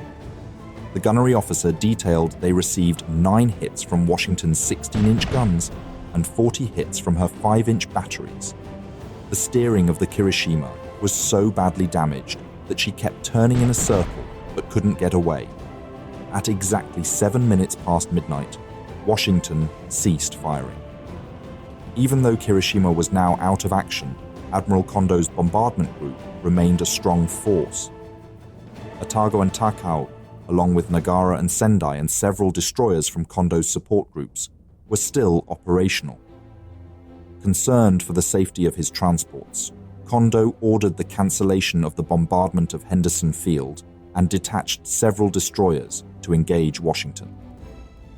In the quiet, the American battleship, having changed course to the north-northwest. The silence was broken when the destroyer Oyashio launched torpedoes at Washington, followed shortly by Samidara with her long lances. Otago and Takao also fired 3 torpedoes. The battleship managed to escape to Guadalcanal's west 5 minutes after the torpedo volley, and soon after, Kondo withdrew as well. Kirishima attempted to sail towards the east, but before sunrise, it became apparent the damage was too severe. Kondo ordered her to be scuttled, marking the second loss of a Japanese battleship during the prolonged engagement. Washington remained in the battle zone longer than any other American warship, leaving only after South Dakota had been absent for around 15 minutes. The destroyer Gwyn, tasked with escorting the damaged Benham to Espiritu Santo, found the latter too severely crippled to complete the journey. The US lost 3 destroyers, Warp, Benham, and Preston, with 242 US sailors killed. In contrast, Japan lost a battleship and a destroyer, and 249 Japanese sailors killed. The following afternoon, Gwyn removed Benham's crew and prepared to scuttle the destroyer. However, all 4 torpedoes fired at Benham either missed their target or malfunctioned. Gwyn ultimately sank Benham with gunfire before arriving at Espiritu Santo without further incident. South Dakota and Washington both reached Espiritu Santo, where South Dakota was sent back to the United States for extensive repairs. Although the naval engagements had ended, the naval Battle of Guadalcanal was not yet concluded. The 4 transport ships in Kondo's reinforcement group were ordered to beach themselves on the northern coast of Guadalcanal to disembark their troops. Kondo had failed to bombard Henderson Field, and the hope was that Admiral Reizo Tanaka, commanding the reinforcement ships, could at least land his troops. However, the morning after the battle, Tanaka's transports were attacked by US aircraft from Henderson Field, destroying the vessels and most of their cargo. Only 2,000 to 3,000 troops managed to disembark, less than half of the shipped 7,000.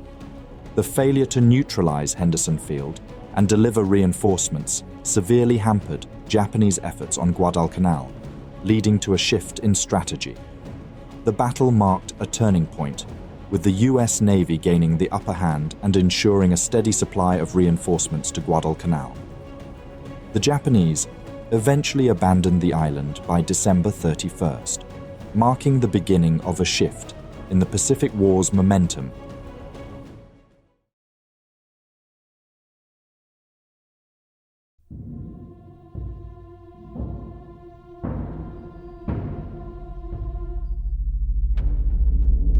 It was a tense, moonless night as Rear Admiral Carlton Wright's fleet crept north of Tassafaronga Point. The radar aboard the heavy cruiser Minneapolis flickered to life at 11:06 p.m., revealing 2 ships, soon 7 or 8, heading southeast. The destroyers, Fletcher and Perkins, requested permission to launch their torpedoes, but Wright hesitated, believing the range was still too great. Moments dragged on as the unidentified vessels closed in. Then suddenly, torpedoes streaked through the darkness. The battle had begun as the Japanese launched their torpedoes, and Wright's fleet was already on the back foot.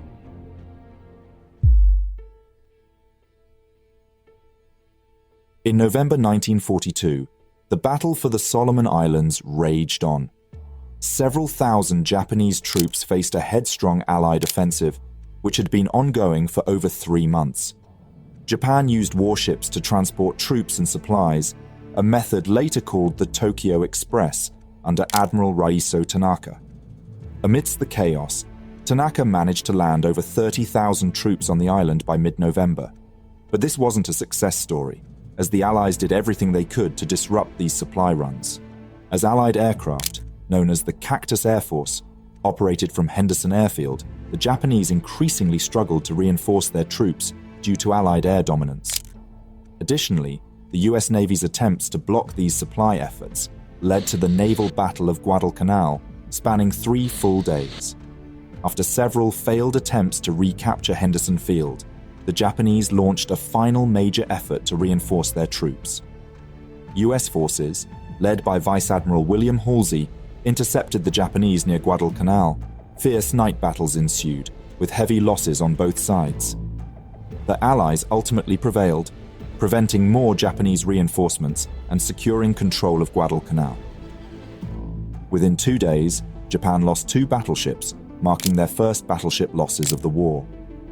Tanaka's mid-November resupply effort had proven disastrous. In just 3 days, he lost 11 vital transports, a blow to his operations.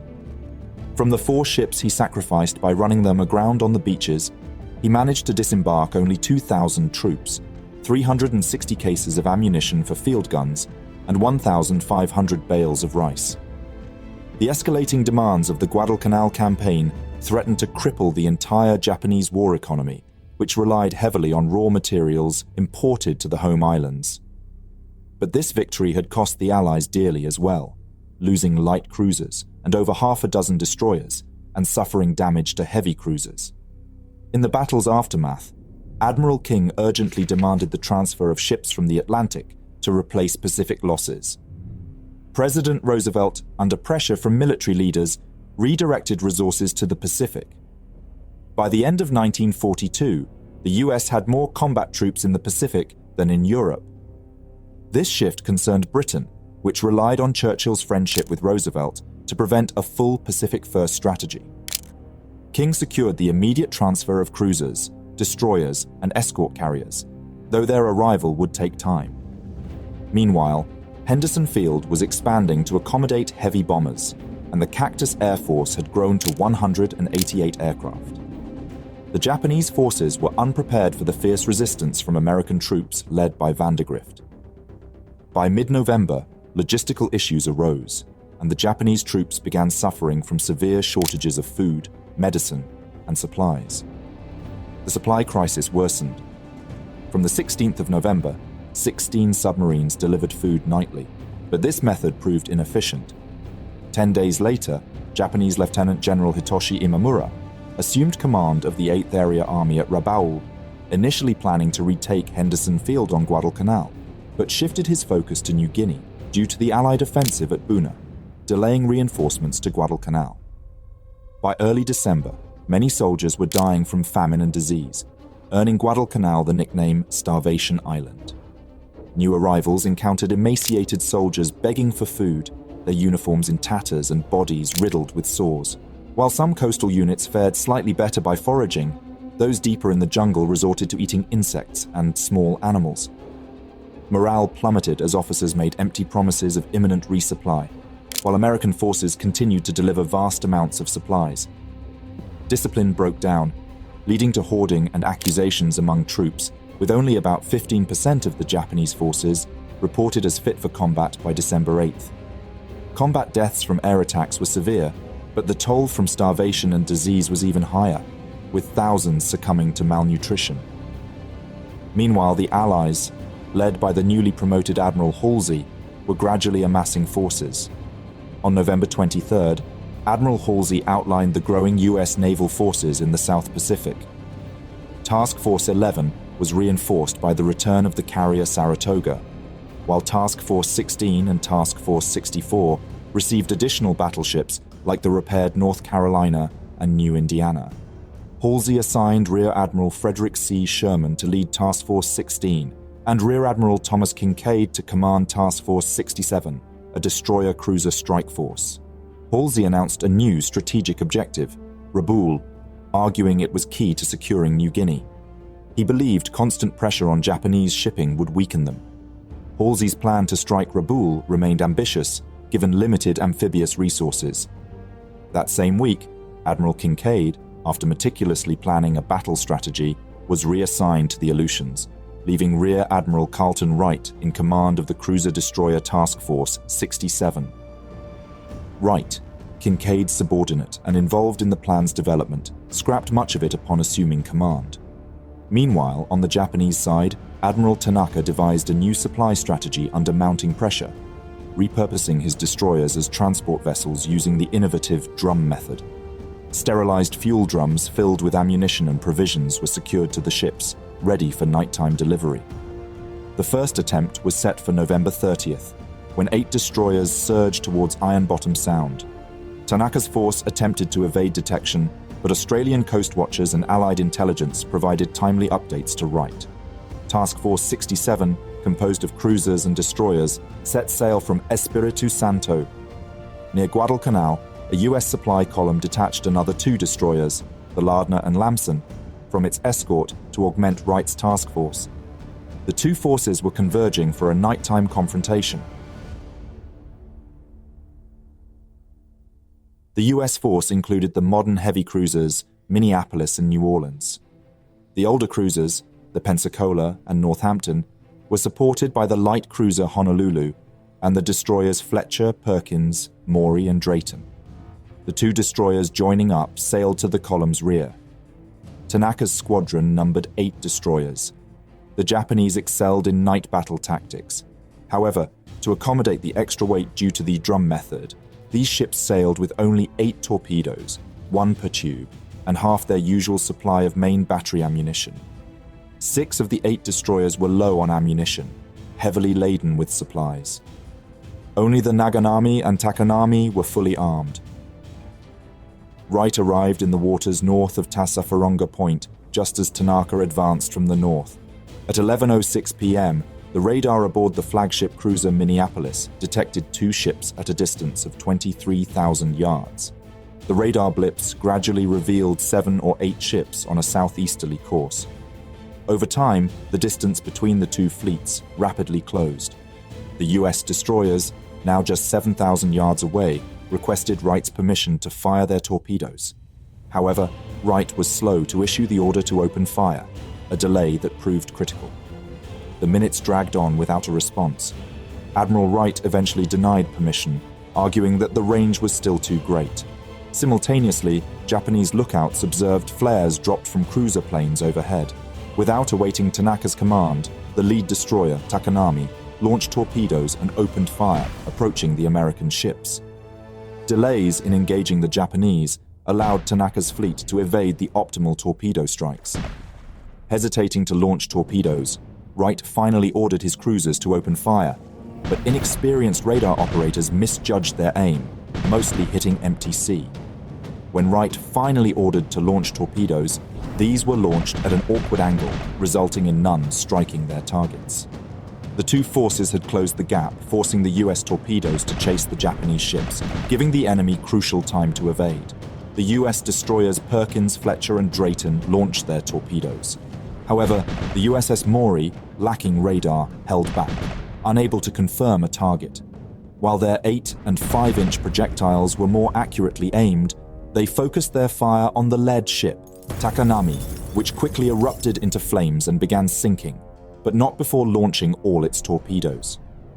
Under heavy American gunfire, Tanaka ordered a hard port turn to align his column parallel to Wright's force.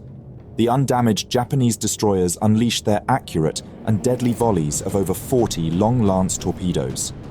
Beginning at approximately 11:27, The first impact sent shockwaves through Wright's column, with the cruisers at its center reeling from devastating strikes. The Minneapolis suffered 2 crippling blows on her port side. The first tore off her bow and ignited her gasoline storage tanks, while the second hit amidships, flooding her engineering spaces. Less than a minute later, the New Orleans was struck on her port bow. The explosion detonated her magazines, decimating the crew of one of its turrets and tearing off a significant portion of her bow. The Pensacola's fuel tanks ignited due to a torpedo hit, and she continued to burn through the night. Whereas the Pensacola barely adjusted her course until the torpedo hit, Captain Haler of the Honolulu did recognize the danger and acted accordingly. The ship sped up, dodging several Japanese torpedoes. However, the Northampton, the last cruiser in Wright's column, pursued the retreating Japanese ships and continued firing several 8-inch salvos. Her efforts were met with 2 devastating torpedo hits, rapidly spreading fires and resulting in a port list. Flaming oil engulfed the ship, which quickly began to take on water. Damage control units frantically attempted to put out the fires and mitigate the damage aboard all hit cruisers. While the Japanese destroyer Takanami was destroyed, the rest of Tanaka's force escaped largely intact, and they managed to withdraw after launching another unsuccessful torpedo barrage. Amidst the chaos, the New Orleans mistakenly fired on 2 US destroyers, delaying their return to action. Within 2 hours, the heavy cruiser Northampton sank, succumbing to the damage. Rescue operations began immediately. Despite her rapid sinking, the abandonment of the vessel was remarkably orderly, and casualties were minimal. Within an hour, most survivors were rescued by destroyers.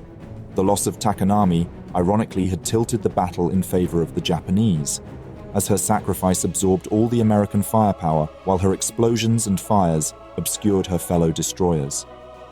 Remarkably, no other Japanese vessel sustained a direct hit or even a destructive near miss during the entire engagement. Within 15 minutes, Tanaka had crippled the US Navy's task force. The US Navy lost 1 heavy cruiser, and 3 others were heavily damaged. Over 400 American sailors were killed. Despite sustaining serious damage and remaining on the verge of sinking, 3 cruisers eventually limped into Tulagi Harbor, were repaired, and all returned to service. The Japanese lost 1 destroyer, the Takanami, and suffered around 200 casualties, including their destroyer division commander and captain. Faced with the loss of his torpedoes and the looming threat of air attack, Tanaka chose to withdraw to Shortland without attempting the supply drop, a decision that doomed many soldiers of the Japanese army on Guadalcanal and likely frustrated his superiors at Rabaul and Truk. This defeat ended Wright's command. In a final gesture, he took full responsibility, sparing his captains from blame, although he did exaggerate Japanese losses. Although victorious, the Japanese failed to deliver essential supplies to Guadalcanal. Determined to succeed, Tanaka attempted another resupply run on the night of December 3rd, where 10 destroyers managed to drop off 1,500 supply drums off Cape Esperance. Only a fraction of these, perhaps 1/5, reached the Japanese forces, as the units assigned to recover them were undermanned and exhausted. The following morning, American fighters operating from Henderson Field strafed and destroyed several hundred of the drifting drums in Iron Bottom Sound. Another attempt by Tanaka on December 7th was similarly thwarted, as his ships faced relentless attacks from bombers and fighters. The Americans prevented further Japanese resupply attempts, but at significant cost. The heavy losses prompted the US Navy to reassess its tactics, particularly in night combat, while the Japanese were far from done attempting to resupply their troops on Guadalcanal.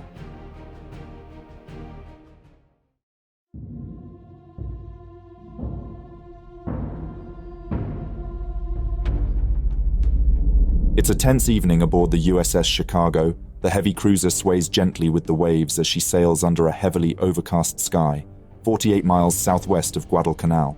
The radio operator scans the radar, eyes narrowing as blips appear, signaling an incoming attack. Suddenly, the stillness shatters. Danger is closing in fast. He relays the critical information to the bridge, adrenaline surging through him. Alarms blare, men scramble to their stations, and the battle for survival is about to commence. Following the naval Battle of Guadalcanal in mid-November 1942, Japan withdrew its naval and air forces to Truk and Jaluit for recovery. The remaining Japanese forces on Guadalcanal relied on harassing air attacks and the Tokyo Express for supply runs from Bougainville Island. During one of these missions on November 30th, US cruisers engaged the Japanese in the Battle of Tassafaronga, resulting in the loss of the US heavy cruiser Northampton and damage to other ships, while Japan lost one destroyer. Although technically a Japanese victory, the supply situation on Guadalcanal remained problematic, and the Japanese remained outnumbered in the sky, on the sea, and on land. By late January, as US land and air superiority increased, the situation for Japanese ground forces became critical. Anticipating a renewed Japanese effort to reclaim the island, Admiral William F. Halsey mobilized the largest concentration of US naval power assembled in the South Pacific. 6 major task forces, including 7 battleships, 2 carriers, and numerous cruisers and destroyers, were deployed to protect troop movements and counter any potential Japanese offensives. Nimitz believed the Japanese might reinforce Guadalcanal, but Yamamoto had different plans. The Japanese forces on Guadalcanal were in a dire state. Starvation, disease, and constant American assaults had decimated their ranks. Diaries from Japanese soldiers revealed the grim reality. Over 100 soldiers were dying daily from malnutrition. Lieutenant accounts described a hierarchy of life expectancy, from those still able to stand, 30 days, to those unable to blink, death within a day. The island had become a death trap, with soldiers too weak to fight or even move. As a result, Operation KE, devised in secret by Admiral Isoroku Yamamoto, became an ambitious evacuation mission aimed at pulling Japanese troops out of the Solomon Islands in early 1943. Drawing inspiration from the British evacuation at Dunkirk, which had demonstrated how a well-organized retreat could save thousands of soldiers, Yamamoto recognized the dire situation his forces faced against the advancing Allies. Despite Emperor Hirohito's public claims of a forthcoming victory, Yamamoto knew that continuing the Guadalcanal campaign was futile. The operation, beginning in late January, aimed to secretly withdraw Japanese troops from the island while maintaining the illusion of a final offensive, all under intense American air and naval pressure. While this was ongoing, an Allied convoy escorted by 4 destroyers departed from Noumea on January 27th. It carried the 214th Coast Artillery and other Army units, aiming to arrive at Guadalcanal 3 days later. This movement was supported by Task Force 18, led by Rear Admiral Robert C. Giffen. His force included 3 heavy cruisers, 3 light cruisers, 2 auxiliary aircraft carriers, the Chenango and Suwannee, and 8 destroyers. The USS Chicago in particular had participated in numerous engagements, including the Battle of the Coral Sea and the Guadalcanal Campaign. After suffering damage at the Battle of Savo Island, the ship was repaired and returned to combat merely weeks earlier. Throughout January 28th, the task force and the transport group moved towards Guadalcanal without incidents, while other units prepared for potential Japanese activity in the southern Solomons. Giffen's orders were clear. Rendezvous with 4 destroyers southwest of Guadalcanal, then patrol the treacherous waters of Savo Sound. To ensure they kept to schedule and outpaced the threat of lurking submarines, Giffen chose speed, leaving the slower carriers trailing behind. Unknown to Giffen, the enemy submarines hadn't attacked with torpedoes, but had instead tracked him through periscopes and radio reports. Earlier that evening, at least 12 Japanese aircraft set off from bases near Bougainville Island. They employed several tactics to obscure their visibility, including self-disclosing fire, blinking float lights for rendezvous marking, and various flares to mislead US defenses. Griffin's oblivious task force was sailing straight towards the approaching squadron. On the evening of the attack, visibility was good despite a heavily overcast sky. The task force, without its auxiliary carriers, was positioned approximately 48 miles southwest of Guadalcanal, maintaining a speed of 24 knots. The heavy cruiser Chicago was prepared for combat, with radar searches ongoing and anti-aircraft guns manned. Concerned about submarine attacks, Giffen arranged his ships in columns for anti-submarine defense. Despite warnings of potential Japanese air attacks, the task force advanced toward its rendezvous. However, the formation provided limited protection against aerial threats. After sunset, Chicago's radar picked up unidentified aircraft. These turned out to be Mitsubishi G-4M bombers, commonly known as Betty bombers. By 8:09 p.m., radar confirmed a large unidentified flight approaching from the west. Within minutes, the aircraft drew closer to the vessels. The U.S. Task Force's formation revealed itself against the dark waters below. The planes dropped flares, lighting up the sky and making the ships easy targets. There was disorientation aboard. The flares were dropped in such a manner that the ships were unable to properly locate the Japanese squadron. However, the fleet immediately opened fire regardless. Their anti-aircraft fire, enhanced by radar-based proximity fuses, remained deadly accurate. Within minutes, a flaming Japanese Betty bomber narrowly missed the Chicago before crashing into the sea. As more planes circled, they launched their torpedo attack against Chicago, as the ship maintained fire with proximity-fused anti-aircraft shells. The intensity of the assault increased, and various ships returned fire, with several enemy aircraft shot down. Illuminated by the flames of the downed Betty, Chicago became an irresistible target for the Japanese bombers circling above. More planes launched torpedoes, with some narrowly missing the cruiser. At 7:40 p.m., the first torpedo struck the Chicago on its starboard side, hitting the after engine room. This impact immediately disabled propeller shafts, causing the ship to lose control and begin flooding multiple compartments, including the engine and fire rooms. Just 2 minutes later, a second torpedo hit Chicago's starboard side near the fire room, further crippling the ship. With the rudder locked and the Chicago listing to starboard, the ship became dead in the water. Fires broke out across the vessel as the crew fought desperately to control the damage. Admiral Giffen, informed of the situation, changed course and reduced speed to protect the remaining ships from further attack. The crew of the Chicago rapidly responded to save their ship after it was struck by 2 torpedoes. Having gained experience from their Battle of Savo Island, the damage control teams acted quickly, extinguishing fires in the galley and radio room. Flooding posed a major threat, with water entering several compartments. Amidst the chaos on board, a stark contrast unfolded above. The skies quieted down as the attack came to an end. The Allies had successfully shot down almost all of the Betty bombers, with sources conflicting on the outcome, some claiming that only 2 managed to escape. The Chicago's condition worsened, prompting the Louisville to prepare for a tow.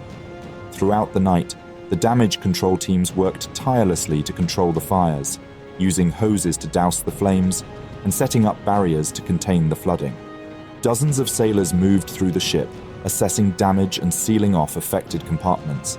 As dawn broke, the Chicago was stabilized, and a tow line was secured. Knowing the threat was far from over, Captain Giffen radioed the Enterprise for support. He quickly described the situation, relaying the damage they'd sustained and the need for aerial cover. The Enterprise responded promptly, dispatching fighters to patrol the area and protect the vulnerable cruiser. As repairs continued, engineers worked to straighten the jammed rudder, and a boiler was restarted to help stabilize the ship. Although large sections of the Chicago remained flooded, the crew made significant progress in reducing the flooding and correcting the ship's starboard list. By dawn, hope remained that the ship would survive. At around 6 a.m., 4 Dauntless dive bombers from the Enterprise located the damaged USS Chicago east of Rennell Island, while Wildcat fighters provided air cover. The Louisville was relieved of towing duties by the tug Navajo, and Admiral Giffen ordered Task Force 18's undamaged cruisers to head for port, leaving the Chicago vulnerable. Later that morning, a Japanese spotter plane detected the positions of both the Enterprise and the crippled Chicago. American coast watchers soon reported a formation of at least a dozen Japanese bombers heading south from New Georgia. The Enterprise radar confirmed the approach at 3:54 p.m., picking up 12 incoming bombers. Although initially heading toward the Enterprise, the bombers suddenly veered off and made a sharp turn toward the Chicago. With its CXM radar knocked out during an earlier torpedo attack, the ship's lookout was left to spot the incoming danger with his own eyes.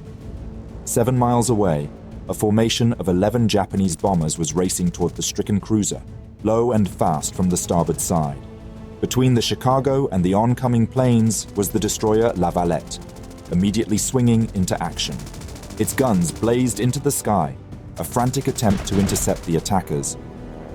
2 minutes later, the Chicago's starboard 5-inch guns joined the fight, firing at an initial range of 8,000 yards. Over the course of the battle, they would unleash 49 rounds.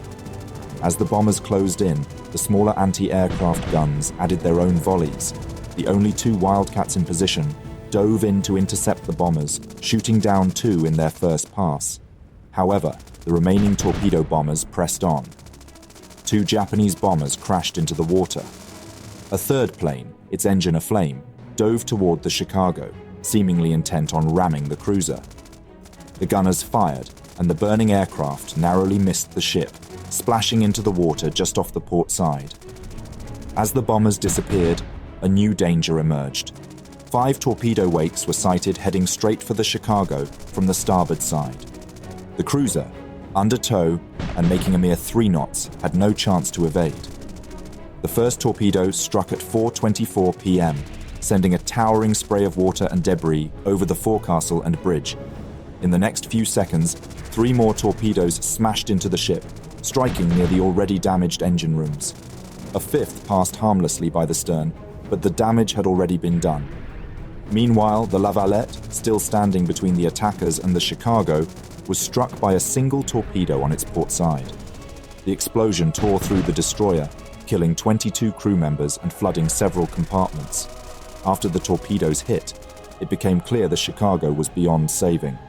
The ship began listing heavily to starboard as water rushed in. Realizing the inevitability of the situation, Captain Davis gave the order to abandon ship. The crew, working under immense pressure, threw life rafts overboard and began to evacuate.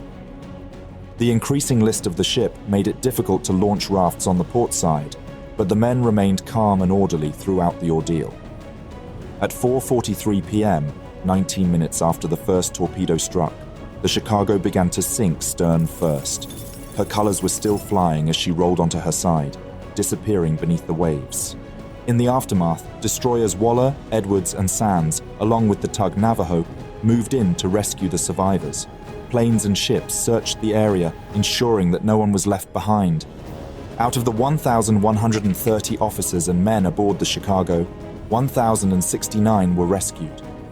In his official report, Captain Davis commended the crew's courage, both in fighting to keep the ship afloat after the initial attack and for their disciplined conduct during the evacuation.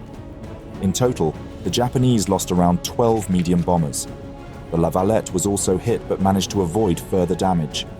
Quick work by the crew saved the destroyer, and the ship was eventually towed to safety. The Chenango and Suwannee, aware of another possible attack, retired to safety and coordinated recovery efforts for the Chicago survivors.